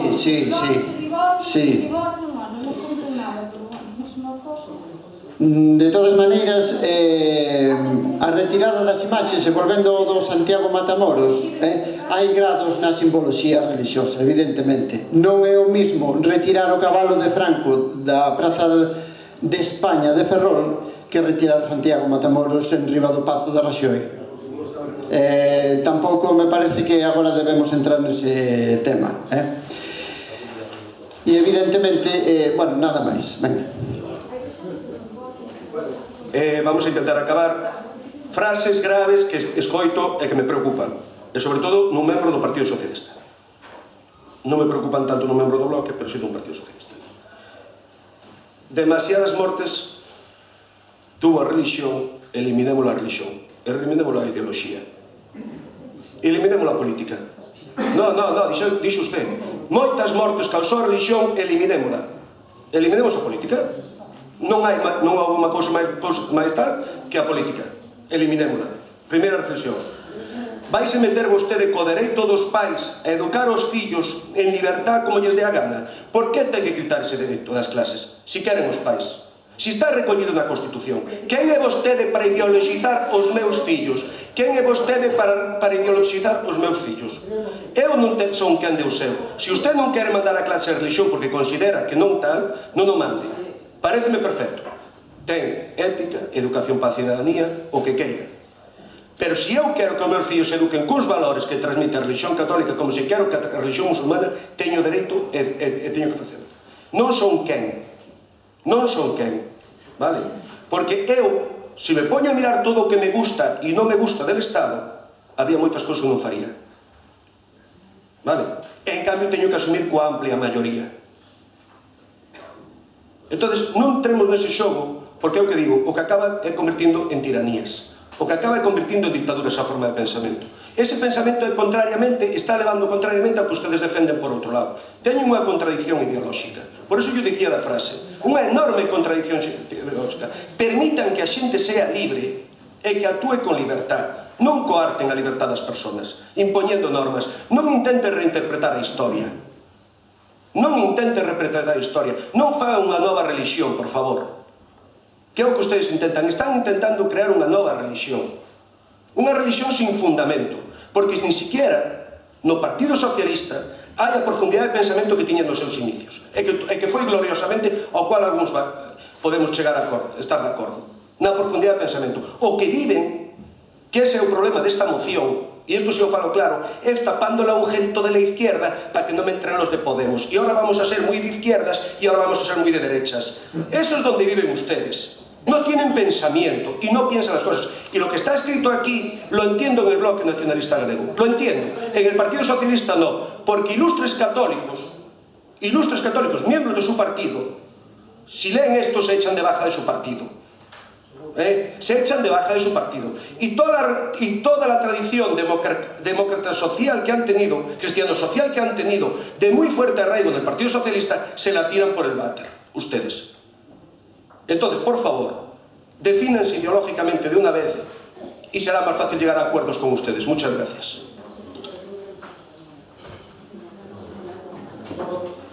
Entrar en el debate, no es mi misión ni quiero aprovechar esto para entrar en el debate. Solo para contestar a proposta que fai o voceiro do BNG. A ver, no Partido Socialista defendemos e queremos na liberdade individual de cada persoa a practicar e a participar nos actos que sexa oportuno. De feito, a miña mesma persoa, que non son católico practicante, nin teño meus fillos bautizados, nin va a religión, nin va a facer a primeira comunión, nin cousas desas, nin eu estou casado pola Santa Madre Iglesia. Cando chegan as festas e se me invita, soio a asistir por respeto. Pero non entendo tanto se é a religión católica como se é a musulmana, como se é calquera outra. Soio intentar ser respetuoso con todo tipo de culturas, etnias e prácticas religiosas. Por lo tanto, non creo que se poda incluir dentro dunha moción que o que intenta precisamente non ir aos extremos. Non queremos estar baixo a política que mandan os curas, que é a que siga o Partido Popular, nin outras, sino precisamente falar do Estado como un espacio laico na que caben todos e na súa liberdade individual. Cada un pode practicar a religión que quera e cada un pode ter a educación que quera, sempre que sexa fora do ámbito público. Por lo tanto, se un quere que os seus fillos estudien a religión católica, o que ten que facer é meterlos nun colexio de curas privado e que allí leen religión católica, e senón que lle den religión nas iglesias. Por lo tanto, si queren religión católica, que me parece ben e estou completamente de acordo con que tal, pois dirixe vostede o debate. Pois xa sei que quere ser alcalde, No, vaya, vamos. Xa sei que quere ser alcalde, pero alcalde Martín, xa sei que ti tamén queres ser alcalde, pero mellor hai algunha compañeira que tamén te quere invitar. A eso me presento. Por eso me presento. Claro. A eso me presento. Outros non se presentaron. Por lo tanto, simplemente decir que non estamos de acordo en ningún extremo ni con outro. Fagamos un Estado laico e respete todas as confesións. Acabamos la intervención. Espera, sí que Surso, 10 segundos, Sí, eu simplemente quería facer 10 segundos un comentario. Pero agora íbase, non sei, conxugar o verbo querer ser alcalde, non sei. A ver, eu simplemente quería decir que non hai persoa que máis veces entrara nunha igrexa que a min, incluso por motivos laborais. No, simplemente era un comentario, decir que evidentemente isto non é... Acabastes? Sí. José, si quieres intervenir, no. Venga, tranquilos. Bueno, yo lo vuelvo a decir, todo el mundo tiene intención de ser alcalde, yo ya lo he sido y cuando tenga que ceder mi puesto lo cedo tranquilamente, no tengo ningún problema, y cuando los vecinos decidan que no debo estar aquí, me marcharé tranquilamente y no tiene que haber problema. Hay mucha ansia, ¿no?, por todo el mundo de querer, esto debe tener algo. Bueno, y ahora un poquito más, en serio. Yo lo vuelvo a decir, y no quiero tampoco disgustar a los grupos de la oposición. Yo cuando veo esta moción, vuelvo a decir, es Larín, Monteagudo, Meicente. ¿Qué aporta esta moción para los vecinos de Arteixo? Pues sobre todo, cuando aquí no hay ningún problema. Aquí, que yo sepa, en las escuelas no hay símbolos religiosos, en las escuelas de Arteixo. Yo creo que no hay. En las escuelas no hay. Creo que Arteixo es una sociedad totalmente plural. En ese sentido, creo que hay una buena convivencia con otras religiones, con el tema musulmán. Es que aquí trasladamos un debate que yo, de verdad, a veces, voy a decirlo entre comillas, no sé qué, en ese sentido, qué valorarán los vecinos de Arteixo, ¿no? Se habla de la Virgen, de la medalla, de retirar de todas as escolas todos os símbolos, que xa están retirados, que non hai, que non existe ningún tipo... Hay una cosa a mí que me extraña muchísimo, ¿no? Que es cuando dicen, cuando hay las tomas de posesión de los cargos, que no haya... ¿Qué hay? Hay la Biblia y la Constitución, ¿no? Sí, y ¿qué problema hay? Yo tomo posesión con una mano en la Biblia y con una mano en la Constitución, jurando y prometiendo. ¿Y por qué no? Porque yo soy católico. Y si hubiera un representante seguramente musulmán, tendría... Bueno, yo es que no sé qué problema hay. Pero bueno, yo creo que estamos yendo a unos extremos de que si el problema más grave que tiene este país es que la institución, bueno, pues oye, ya, así nos va. Yo creo que así nos va en este país. Vaya, seguramente dentro de los debates de toma de investidura será el punto más importante dentro de lo que necesita. El paro da igual, lo importante es el laicismo, la sociedad, bueno, son temas que... Sí, hombre, sí, yo lo respeto, Sí, que se cree un observatorio municipal de laicidade, ¿no? Laicidade, que se cree, bueno, vamos a crear otra comisión para, como siempre, otra comisión de un problema que aquí no existe, ¿no? Importante, traer aquí, manifestar a nosa posición, oye, yo lo digo con respeto, yo sí que soy católico, no practico mucho, pero sí que suelo ir a los eventos religiosos que nos invitan en este concello. Yo suelo ir, creo que no es ningún delito, a la Virgen de Pastoriza, que es mi parroquia. Fina también va, yo creo que no es ningún delito. Oye, yo tengo especial devoción por la Virgen, pues no creo que yo sea aquí que me acusen en ese sentido, de no respetar otras religiones, ¿no? Se habla aquí de apoyo pogo, mención, bueno, hay una cosa que ya a mí ya me deja, que yo digo, por no decir ninguna barbaridad, ¿no? Que es, la religión es el opio del pueblo, ¿no? Que mataron a muchos científicos la religión, joder, y la política.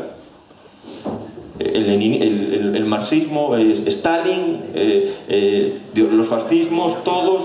Yo creo que debíamos reconducir a la moción para eliminar los partidos políticos y quedarnos con la religión, porque creo que mató a menos gente la religión que la política. Joder, es que... Sí, hombre, yo... No, hombre, no, es que... pero lo que pasa en Oriente Medio... Pero mira, lo que pasa en Oriente Medio es un tema que realmente no nos compete a nosotros, que compete al Estado, no a nosotros, Martín. Bueno, es verdad, Dios mío, es que... sí, hay que acabar. ¿Cuántos millones de personas mató Stalin por temas políticos? ¿Cuántos millones? ¿Cuántas personas en la guerra civil de ambos bandos murieron por el tema? Es que yo creo que... Claro, venga, que acabamos. A mí lo que me extraña sobre todo es que ustedes estuvieron gobernando el Partido Socialista desde el año 82 o 95, sí, y no hicieron nada. Y luego sí que hay una frase sí, hay una frase que sí que me parece que lo dijo usted, señora Cedeira, que es, había que preguntarle a los vecinos, ¿no? Sí. Entonces, vale, hacemos un referéndum. Y si en el referéndum ustedes pierden, ¿se respeta, se acata el referéndum? ¿O van a insistir otra vez en el laicismo, en tal? Dime, yo. Bueno, creo que ha sido, lo vuelvo a decir, creo que ha sido los 20 minutos mejor aprovechados para la política municipal de Arteixo. Procedemos a la votación. ¿Votos a favor? 6 a favor. Perdón, tienen que responder, yo no entiendo lo que votan. Disculpa. A favor. ¿Quiénes? 3, 4. 4 a favor. Abstenciones. Espera, alcalde, por favor. No está mal.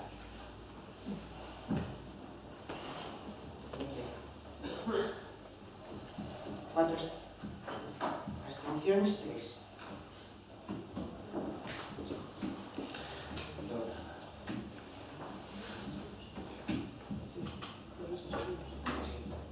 ¿En contra?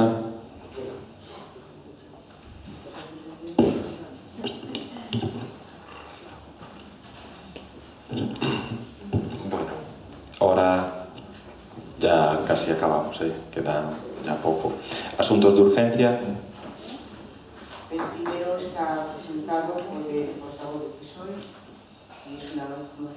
registrada el día 22 de abril.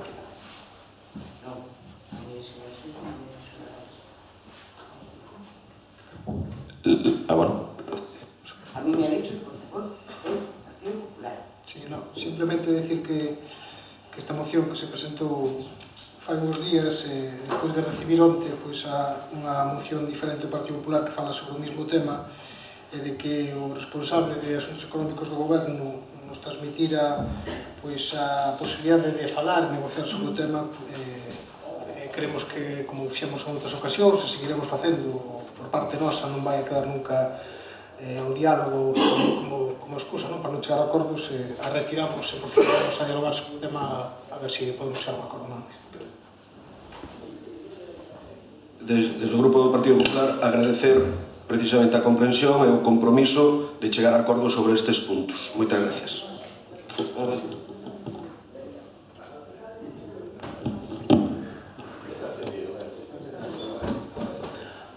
Bos días a todos e a todas. Moitas gracias ao voceiro do PSOE por chegar a este acordo.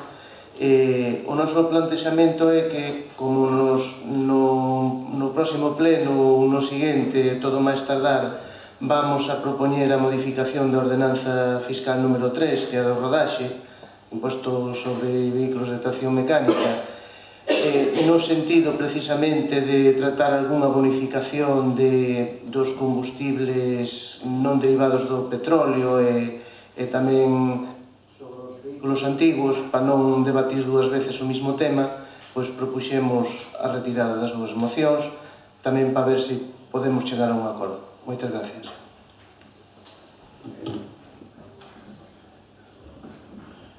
Bueno, yo agradecelo también, aunque tengamos discrepancias en el punto anterior, en este tema sí que siempre, si hay una moción, si se intenta llegar a un consenso, yo creo que es bueno llegar a este acuerdo, incluso que participe también los partidos de la oposición en la redacción de esa ordenanza número 3. Bueno, es que no han venido, porque no se vota la urgencia. Entonces es un poco extraño.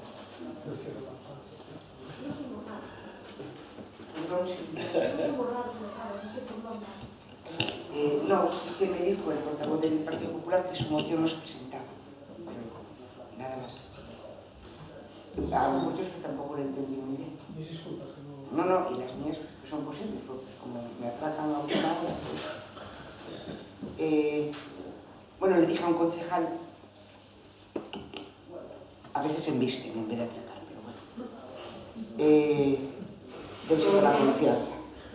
Entonces, vienen dos asuntos de urgencia del alcalde. Vamos, de la presidencia, porque el primero, entonces, será una propuesta de la alcaldía, que se les remitió también a ustedes, porque, como les expliqué en la comisión informativa, en el año 2012 hubo algún nombramiento. Mandé que se recogiera para organizar en el 2015, pero debe de quedar en algún sitio olvidado y queda algún nombramiento sin efectuar. Entonces, hoy hay una reunión, una convocatoria para las 12:30, entonces por eso se trae de urgencia la propuesta de la alcaldía de designar a la señora concejala del área de bienestar, representante en el consorcio galego, y de suplente a la señora Bello Vázquez. Entonces, antes de nada, pues cumple votar la urgencia.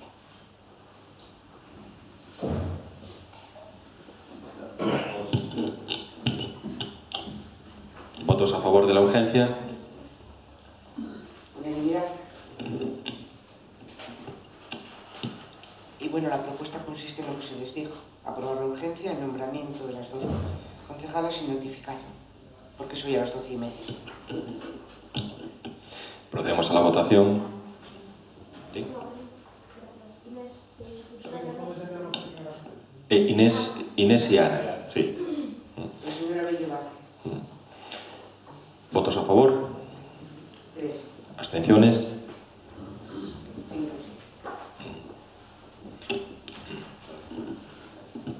Un momentito, alcalde, el paso.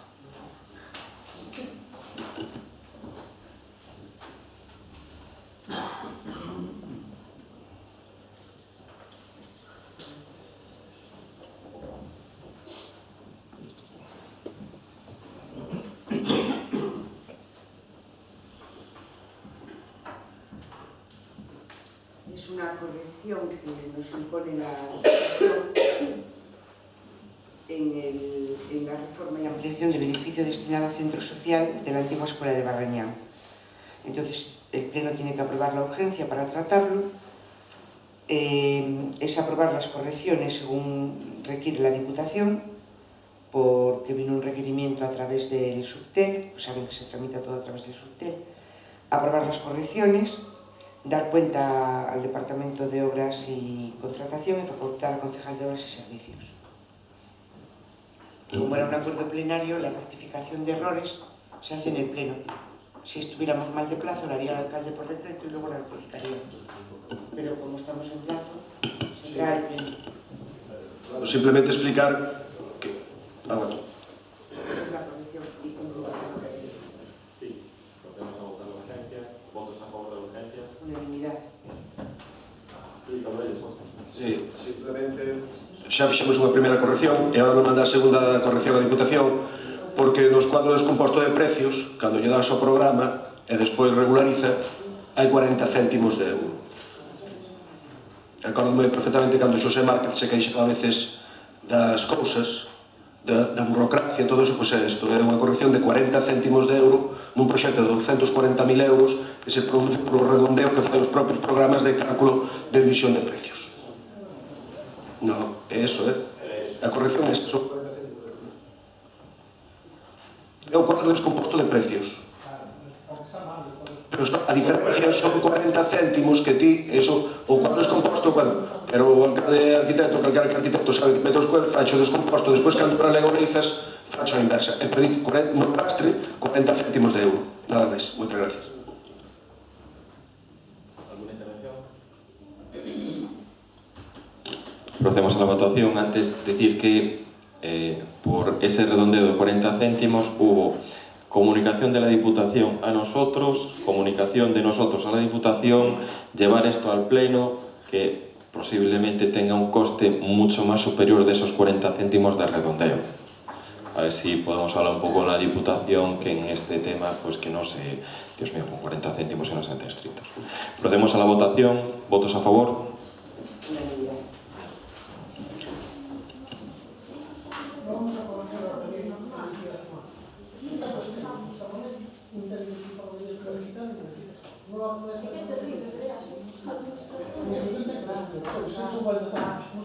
Pero você non pode ser tamén 40 céntimos, se cobra. No, yo me refiero en ese sentido que puede haber una comunicación por parte del Consejo de la Diputación para no tener que llevarlo a pleno. Claro. Pero yo creo que no lo hizo plan de crítica, Martín. Ese plan creo que es plan para agilizar los temas. Pero é a burocracia que temos, porque tiramos despois da declaración, se te ten que devolver 40 céntimos, non tamén se devolve. Iso ten os custos, claro. É así. Sí, que nadie hizo nada. El coste es muy superior a la explicación. Bueno.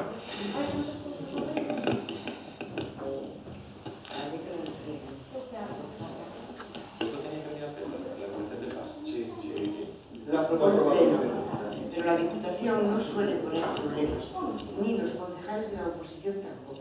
A veces no tenemos problema, y haces un decreto y luego lo ratifican. Nunca hemos tenido una queja. Vale.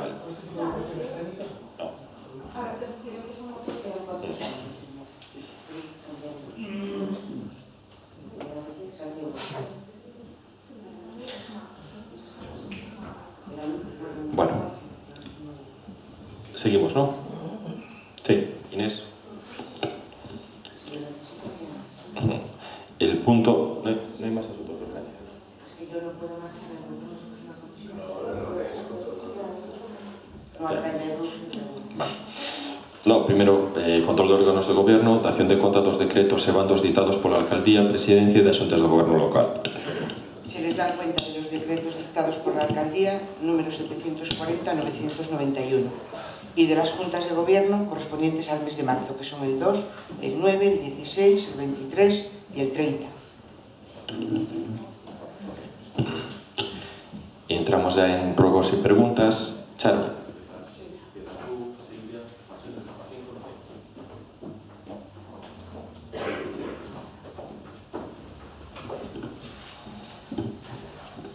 Ben, son 4 preguntas moi breves sobre un tema en concreto. Ben, expoñemos que o 17 de marzo a empresa Maga dispuxo de 6 traballadoras para a limpeza no colexio Ponte dos Grozos e que o 19 de abril, a través da gobernanta municipal, se lles comunica a ditas traballadoras que cesan no seu posto de traballo, porque non hai máis cartos no concello, textualmente. O día seguinte comenzan a traballar outras empresas, esta vez contratadas pola empresa Eulen. Temos constancia de que no ano 2015 foron gastados máis de 100.000 euros, concretamente 138.000 euros, en servicios de limpeza a través de diferentes empresas mediante propostas de gasto ou contratos menores. E, polo tanto, producíndose o que se denomina na administración fraccionamentos de contrato, algo totalmente ilegal. A maiores sabemos de algunha advertencia por parte da intervención municipal, así como dun reparo suspensivo para que dunha vez por todas saquen un contrato que recolla todos os servizos deste tipo. Solicitamos deste pleno ter as seguintes respostas. Foron coñecedores vostedes de que a empresa Maga facilitou ás traballadoras a asinatura do seu contrato laboral o mesmo día do seu despido? Cal foi a partida económica destinada á adxudicación da empresa Maga para os traballos antes mencionados e cal foi o proceso de contratación de dita empresa? Cando e por canto se adxudicou a partida económica á empresa Eulen e cal foi o seu proceso? E durante canto tempo cubrirá a contratación dese persoal de limpeza en Ponte dos Grozos?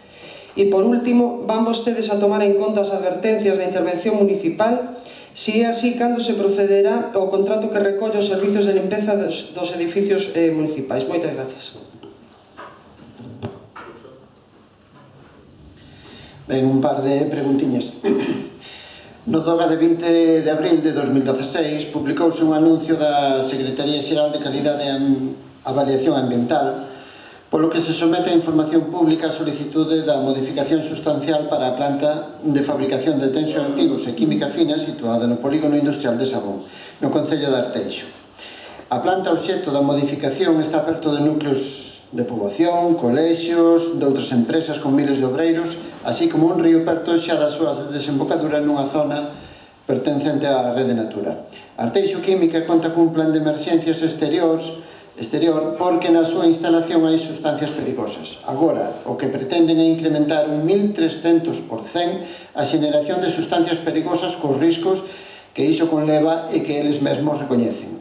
Gustaríanos tamén deixar constancia aquí das queixas dos veciños e veciñas da zona xa que nas últimas semanas e sobre todo pola noite o ar é irrespirable co cheiro.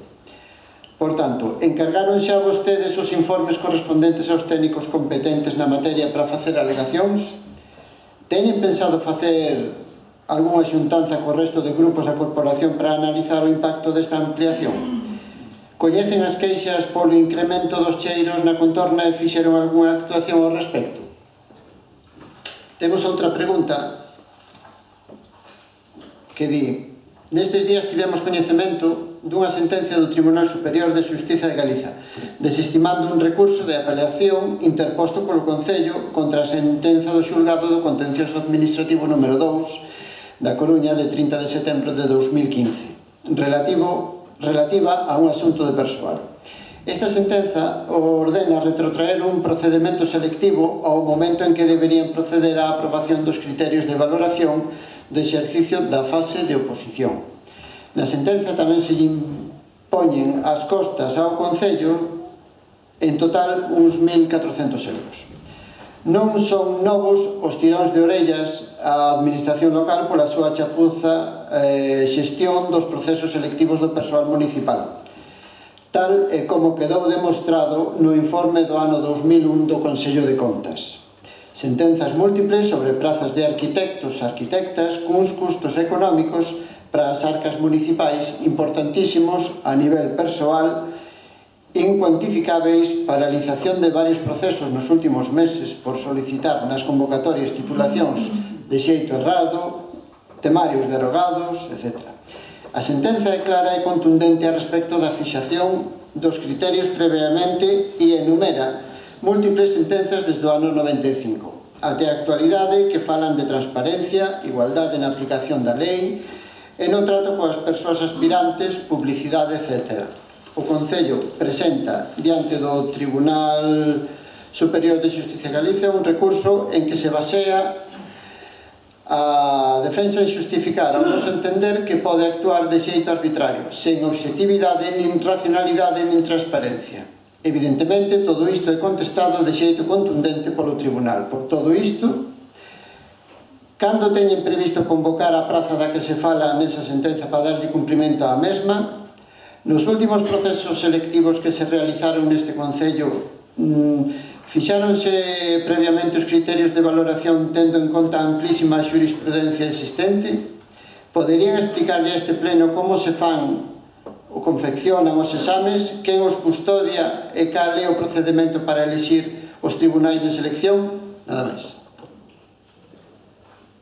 É sin ánimo de pero si unha noticia que leín onde me informei e quería chamar a atención precisamente para ver se podemos tratar dentro de algunha xunta de voceiros máis que nada buscar algún tipo de medida para que estas cousas ou non volvan a pasar ou teñamos máis información porque está sucedendo co tema da Fraga de Sisalde, o tema famoso da tala, esta que algunha xente está poñendo as mãos na cabeza. Eu non nego nin sei, seguramente o propietario ten todos os permisos legales, está feito dun xeito correcto para proceder a talar esos pinos que son da súa propiedade. Pero si me gustaría, igual podemos falalo, buscar algunha fórmula. Estamos falando probablemente do sendero máis bonito que ten o Concello de Arteixo, é unha auténtica preciosidade, e agora mesmo queda moi dañado, non? Me falaba alguén que se dedica profesionalmente a eso, que vai a deixar de facer visitas por ali porque aquilo queda moi degradado. Me refiro, hai figuras dentro da ordenación, figuras como Enil ou Epín, e incluso o propio Pexón, que poden protexer certas zonas precisamente, darlle unha protección especial, non? E, por lo tanto, si me gustaría buscar fórmulas tamén en consenso cos propietarios, non? Para tampouco facerles moito daño, para que estas cuestións, sobre todo, non fan unha tala tan extensa e tan rápida, non? Se son 10 hectáreas, podían facela por tempo, se talando pouco a pouco, non sei, tampouco sei que van a repoblar, é que me acercarei despois, ou se facemos unha xunta de voceiros, se van a logo plantar outros pinos, ou que van a facer, porque se van a plantar, por exemplo, eucaliptos, habría que protexelo, non? Para que non fixeran ese tipo de cuestións. Me refiro que me preocupa, hai unha preocupación evidente dentro dos colectivos ecologistas que están empezando a xurdir, e deberíamos dar unha resposta clara porque seguramente non é todo malo. Alguén me dicía que ali está o escribano palustre, que é unha ave que hai que protexer tal e cual, pero bueno, logo hai que coñecer a realidade. O escribano palustre anida no suelo, gustaría os espacios abertos, co cual igual non está mala tala, pero me refiro, necesitamos coñecer as condicións técnicas e tamén por que non buscar fórmulas de protección, sobre todo nuns espacios que para nós poden ser ademais moi atractivos a nivel do ecoturismo e tamén a nivel de chamamento da xente. Pido, polo menos, que na próxima xunta de voceiros se poden traer información dos técnicos e buscar solucións a este tipo de cuestións. Vou empezar eu polo tema da tala de Sisalde. En primeiro lugar, anunciar que está paralizada. O Concello se ha posto en contacto cos propietarios, se ha posto en contacto tamén, neste caso, co maderista, e hemos tomado unha decisión de paralizala, sobre todo para iniciar un proceso de negociación cos propietarios.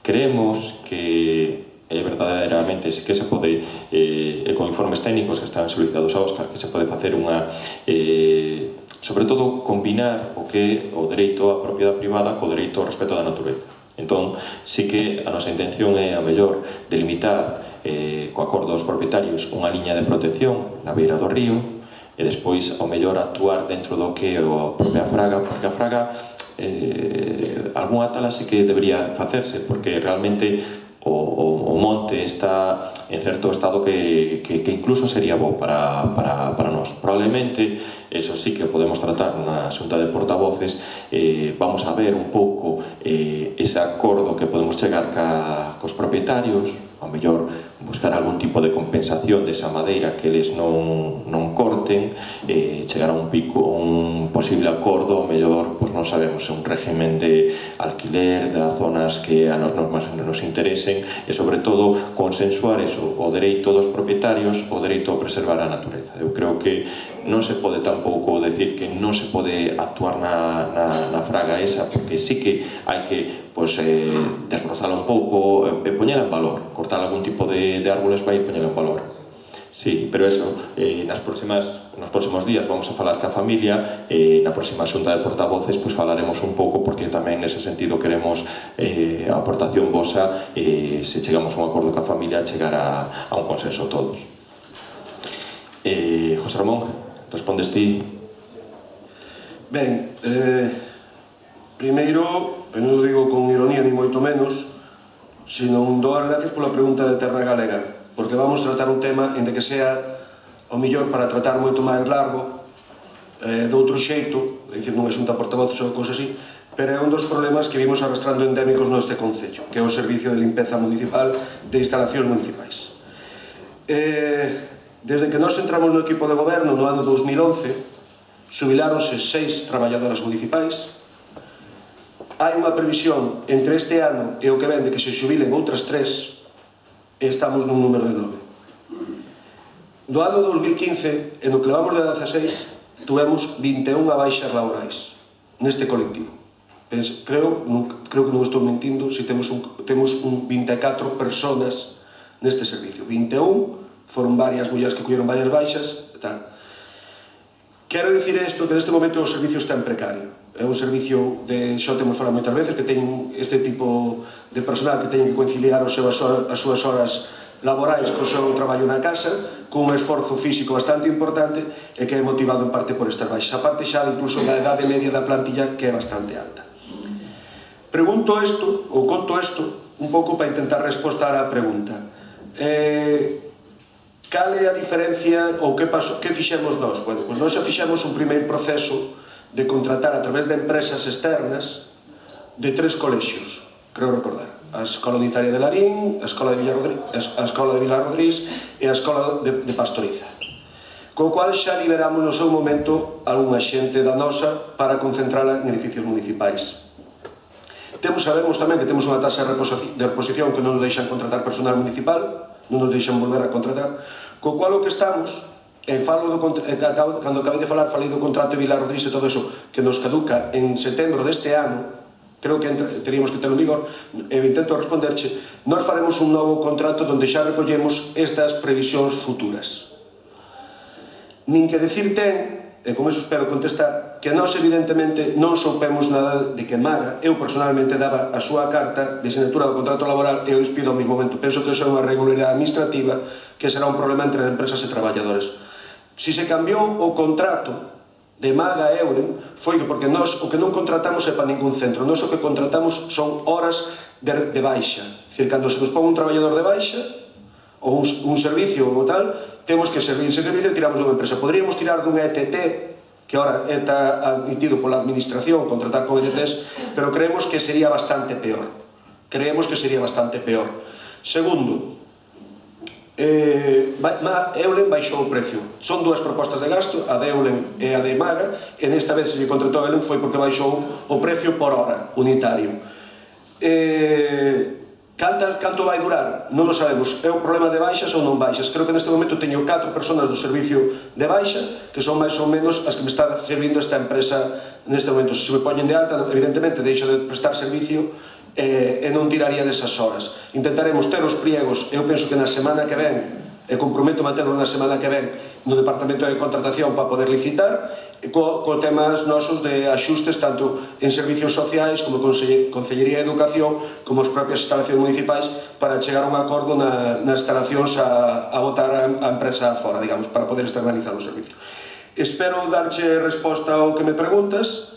Ora, o que sí che digo é que este equipo de goberno e pedir implicacións personalmente a Maga se isto foi verdade ou non. Evidentemente deixaremos de pedirlle precio, iso xa é un compromiso, deixaremos de pedirlle precio por hora a esta empresa se realmente se demostra que fixo esta irregularidade. Ese é un compromiso noso porque evidentemente vulnera os dereitos dos traballadores. Ben, bueno, é verdade, é que o ano pasado tamén tuvemos 10 personas do Risga, como comenta Ana, que esquecíame, que che permiten precisamente cubrir esas baixas. Ese personal do Risga, de limpiadoras, terminaron en decembro, o día 10 de decembro, quero recordar. Desde ese momento, xuntamos as vacacións do personal municipal, xuntamos todos, nós temos unha carencia de personal. Eso é o que vamos a intentar mañá nos vindeiros días, sin falta, a través do proceso de contratación que tardará. Ben, con respecto A pregunta do bloque sobre a ampliación da empresa Arteixo Química, decir que por parte do Concelleiro de Medio Ambiente, que está aquí o meu carón, solicitoulle ao técnico correspondente o informe. Penso que non temos problema ningún en darvos copia do informe, simplemente nas conclusións, leéndoos por ser breve, dice: vista a documentación relativa ao procedimento de modificación sustancial da empresa Arteixo Química SLU, este técnico entende que sería preciso exixirlle ao promotor que estima as consideracións redactadas no punto terceiro e inclúa no marco do plan de vigilancia ambiental as medidas correctoras propostas. Asemade, no punto cuarto, propóñense unha serie de indicadores ambientais que compre tomar en consideración para obter información en tendencias dos factores ambientais durante as operacións de demolición e da mesma maneira para avaliar ao finalizar o proceso a dispersión destes factores en relación ás previsións feitas na documentación. Este documento está firmado o día 10 de marzo do 2016 e foi dirixido á Secretaría Xeral Técnica da Consellería de Medio Ambiente e Ordenación do Territorio. Se queredes copia, non hai problema. Este que teño copia, eu teño sin asinar, damos unha copia asinada sin ningún problema. Con respecto a plazas... Eu penso que xa a resposta.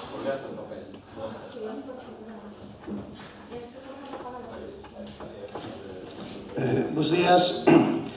Respecto á pregunta de Xurxo, resposto porque, bueno, o personal, o tribunal foi elixido desde o Departamento de Urbanismo. Bueno, só fazer unha aclaración.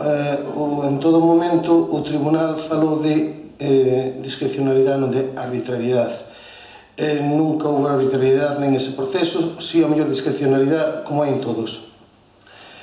As tres preguntas son moi faciliñas de responder porque é unha cuestión de Xunta de Goberno durante os 3 meses seguintes á recepción da sentencia para cumprila.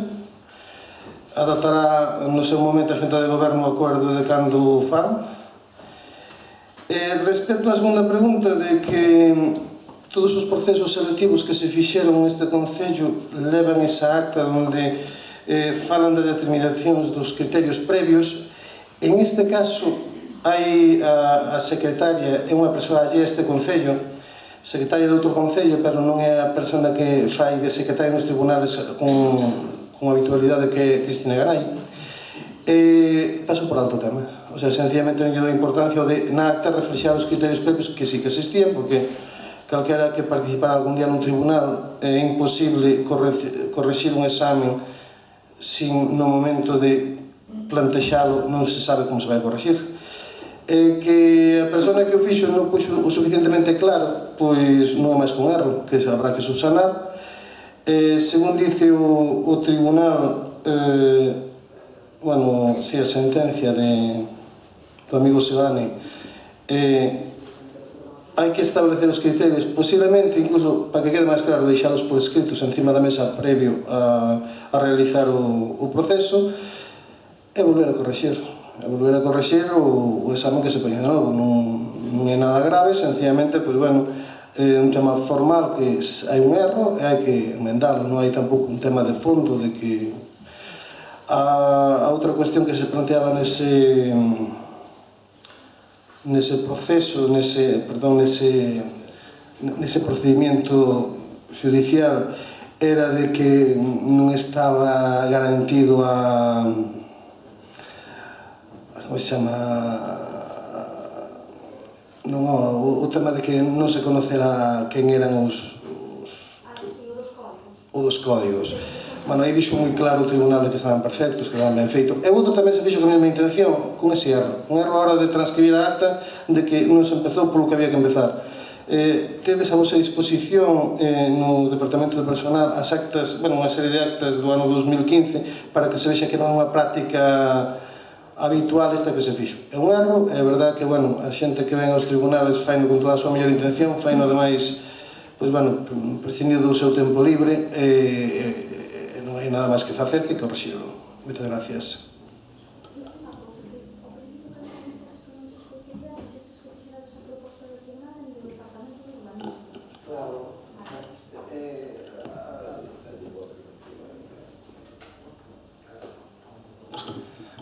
A ver, se vai ser unha persona do urbanismo, normal é que o tribunal pois saia dentro de unha suxerencia dos técnicos do urbanismo, que son as persoas que máis ou menos conocen a materia e cal son o perfil adecuado para valorar eso.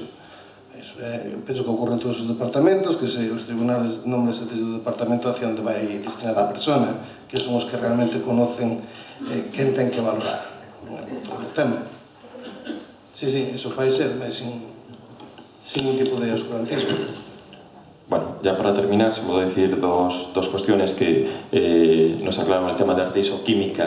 Sobre el tema de los queixas por cheiros, tenemos quejas por cheiros en Meicende, a veces por la contaminación un poco de la refinería o Alcoa, y en la zona de Suegos por el tema de la cheirona, y con el tema de arte isoquímica, creo que en principio no llegó ninguna queja a tanto a medio ambiente como a obras. Si hay alguna persona, algún vecino, que por favor nos lo traslade por escrito. Y luego hacer una pequeña matización, que es en la pregunta presentada por el bloque sobre el tema de la sentencia de la plaza. Claro, a mí hay una cosa que me llama mucho la atención, que ponéis que hubo un tirón de orejas por parte del Consello de Contas, ¿no? Sí, ¿leísteis por qué fue el tirón de orejas? Sí, pero lo leísteis. Sí, pues bueno, sí, lo más grave que dice el informe, es que por favor a los miembros del tribunal se les pague en el mismo año. Eso es lo más grave que dice. Sí.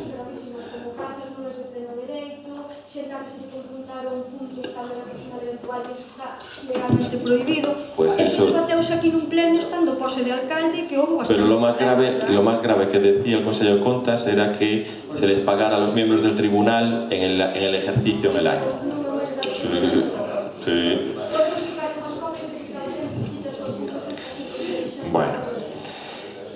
Bueno. É de fai tempo, sí, non é 2001. Bueno, rematamos a sesión, verdad? Sí. Levantamos la sesión. Ahora van a intervenir los vecinos de Santalla, van a leer un escrito, ¿no? Celia, vente hasta aquí.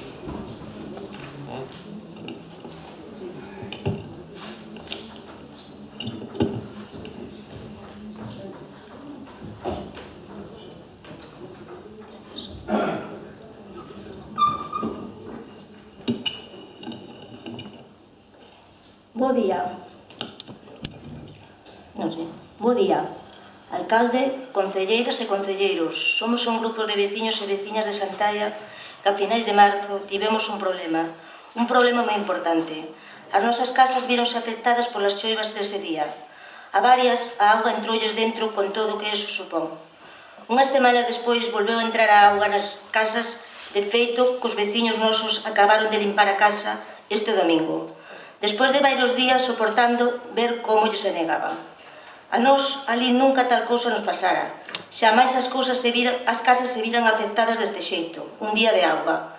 É certo que podemos decir que choveu bastante, en pouco tempo, pero tamén é igual de certo que en Galiza chove moi habitualmente. Nos pensamos que as obras que se fixeron ali a finais de 2014 son as culpables do que nos está pasando. Temos vídeos e fotos que demostran que os sumidoiros non recollen a auga que se canalizou, e que esta baixa polas nosas fincas e entra nas nosas casas. Por este motivo, para falar do que nos está pasando e intentar buscarlle solución, pedímoslle no rexistro do Concello, o día 1 de abril, unha entrevista ao alcalde e ao concelleiro de Obras.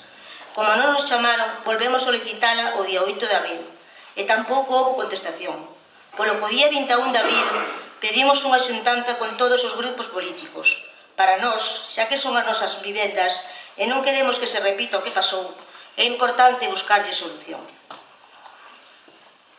Solicitamos, de xeito oficial, 2 entrevistas co Goberno, e hoxe vimos aquí porque ninguén do Goberno local se puxo aínda en contacto con nós. O único que queremos é ver con vostedes cales son os problemas e poder buscarlle solucións. Que, por favor, veñan todos os concelleiros e todas as concelleiras de todos os grupos políticos, Poñan vostedes o día e a hora e visiten con nos Antaia para que poidamos explicarles ali cales son os motivos de que se inundaran as nosas casas e as nosas fincas e buscarles entre todos unha solución. Moitas grazas.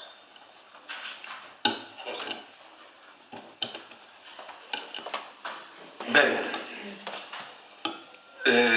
primeiro transmitirlle a responsabilidade deste equipo de goberno se causou algún daño aos propietarios. Este Concello asumirá as súas responsabilidades ao 100%. Nun escrito que falan aí, que falaron no primeiro, falan de que lle pasarán as responsabilidades. Se foi responsabilidade do Concello e así se dictamina, o Concello asumirá as responsabilidades, sin ningún problema. Que se queden tranquilos nese aspecto. Segundo, este concelleiro, o día que se refiren,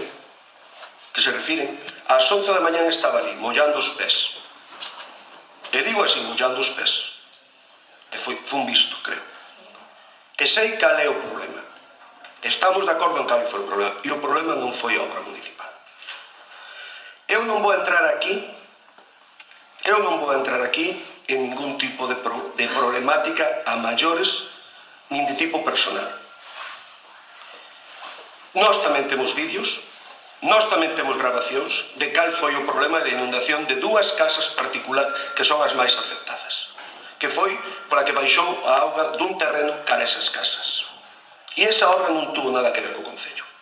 E consta no expediente un informe que lle foi remitido aos grupos políticos donde a enxeñeira municipal defende esta postura que eu digo. Non obstante, esta semana eu fun 2 veces a Santalla. Esta semana. Creo que foi o concelleiro, en moitos anos que máis veces foi a Santalla na súa historia. Creo que este equipo de goberno invertiu algo así como €500.000 en Santalla cando nunca se fixera casi nada, dito polos propios veciños. E este equipo de goberno non ten problema en non abandonar Santalla e seguir traballando porque Santalla este ben. Ora, o que non vamos a aceptar, porque non o vou aceptar, é que se acuse de que unha obra está mal executada cando non foi a causa. E seguirei no defendendo hasta o final, porque teño vídeos e teño tal. Que hai un problema aí que afecta a particulares, causado por outro posible particular, e que teñamos que poner solución, probablemente, pero non é pola obra. Non mezclemos. Entón, primeiro, mostrar a solidaridade cos afectados. Segundo, compromiso que o Concello asumirá as responsabilidades que lle sean derivadas mediante a presentación da correspondiente reclamación patrimonial. E terceiro, seguir traballando por Santalla para corregir os posibles erros que pode haber e outros que poderá haber tamén no futuro. Moitas gracias. Entonces podemos falar, se levantamos a sesión podemos falar. Pero digo que podemos poner real, Claro, para nos avanzar estamos... Ela propuxo ir a visitar, efectivamente. Sí, pero a ver, ¿no fuisteis desde las inundaciones? Sí, yo fui este día. El Partido Socialista no fue desde las inundaciones. No, pero a mí no me con Amado y veo allí con vos y que se explique. Claro. Sí, nosotros no tenemos ningún problema en verlo y explicarlo y dar el debate. Fuimos domingo por la tarde que fuimos a dar unha volta e había unha casa que estaba, e además que yo dixen a Amado e dixen de tener a casa, que estaban limpando. Se demuestra mi teoría, espero que todo lo que se dice ahora siga al ver. A mí no me va a doler si tengo que asumir responsabilidades. ¿Vale? Las asumo perfectamente. Pero también como sea todo esto algo raro, y voy a denominarlo así raro, también me van a escuchar. Porque creo que yo, y lo estoy diciendo, creo que el único concejal que el día de la inundación, a la media hora de llamarme, por la mañana, se presentó allí con un equipo, fui yo. Perdón, es mi obligación, ya lo sé. Creo que tengo y mojé los pies y solucionamos el problema al poco tiempo. Por la tarde había otro problema. Ojo, por la tarde había otro problema. Sí, por la tarde había otro problema, porque nosotros lo solucionamos. Pero el problema de las inundaciones de la casa, que es de donde viene, de las dos casas fundamentalmente, se dejó de solucionar a media mañana, que fue cuando se vació la balsa de agua que había. Esa es la realidad. Entonces, si queremos derivar a partir de ahí todo lo que queramos derivar, perfecto. Y yo asumo las responsabilidades. Estoy diciendo Tenéis un informe de la ingeniera municipal y la ingeniera municipal me acompañará a esa reunión. Y no me duele prenda en ir con quien sea. Vale, perdonen. Llevaré los técnicos que tengan que estar en la obra y llevaré al contratista. Escúchame, llevaré al contratista. Pero yo no tengo ningún problema. Yo, si queréis, hoy a las 5 de la tarde. Ya, hoy a las 5 de la tarde. Bueno, hoy a las 5 de la tarde. Hago venir a un técnico municipal por la tarde. Y si queréis, mañana por la mañana. Si queréis, mañana a las 10. Ya. Si queréis actividad, mañana a las 10. Y si queréis, a las 9. No tengo ningún problema. No, mañana a las 10 no, que yo no puedo estar. Vale, pero te digo, yo no tengo ningún problema. Lo que te quiero decir es que obras no ocultan nada. Ahí se hicieron obras hace 13 meses. Terminadas hace 13 meses. Donde ha llovido lo que ha llovido. ¿Vale? Ha llovido durante un año. No hubo ni un solo problema en un año. ¿Vale? A ver, problema dos sumidoiros non en todo Arteixo. Porque eu poñome a revisar todos os sumidoiros de Arteixo e todos tragan mal. Todos. Os sumideiros son o que son. Non houve problemas. Co cual, unha acción individual dunha persona foi a que provocou isto. E iso é a teoría que eu defendo. Demostrarás, se me equivoco, pido perdón.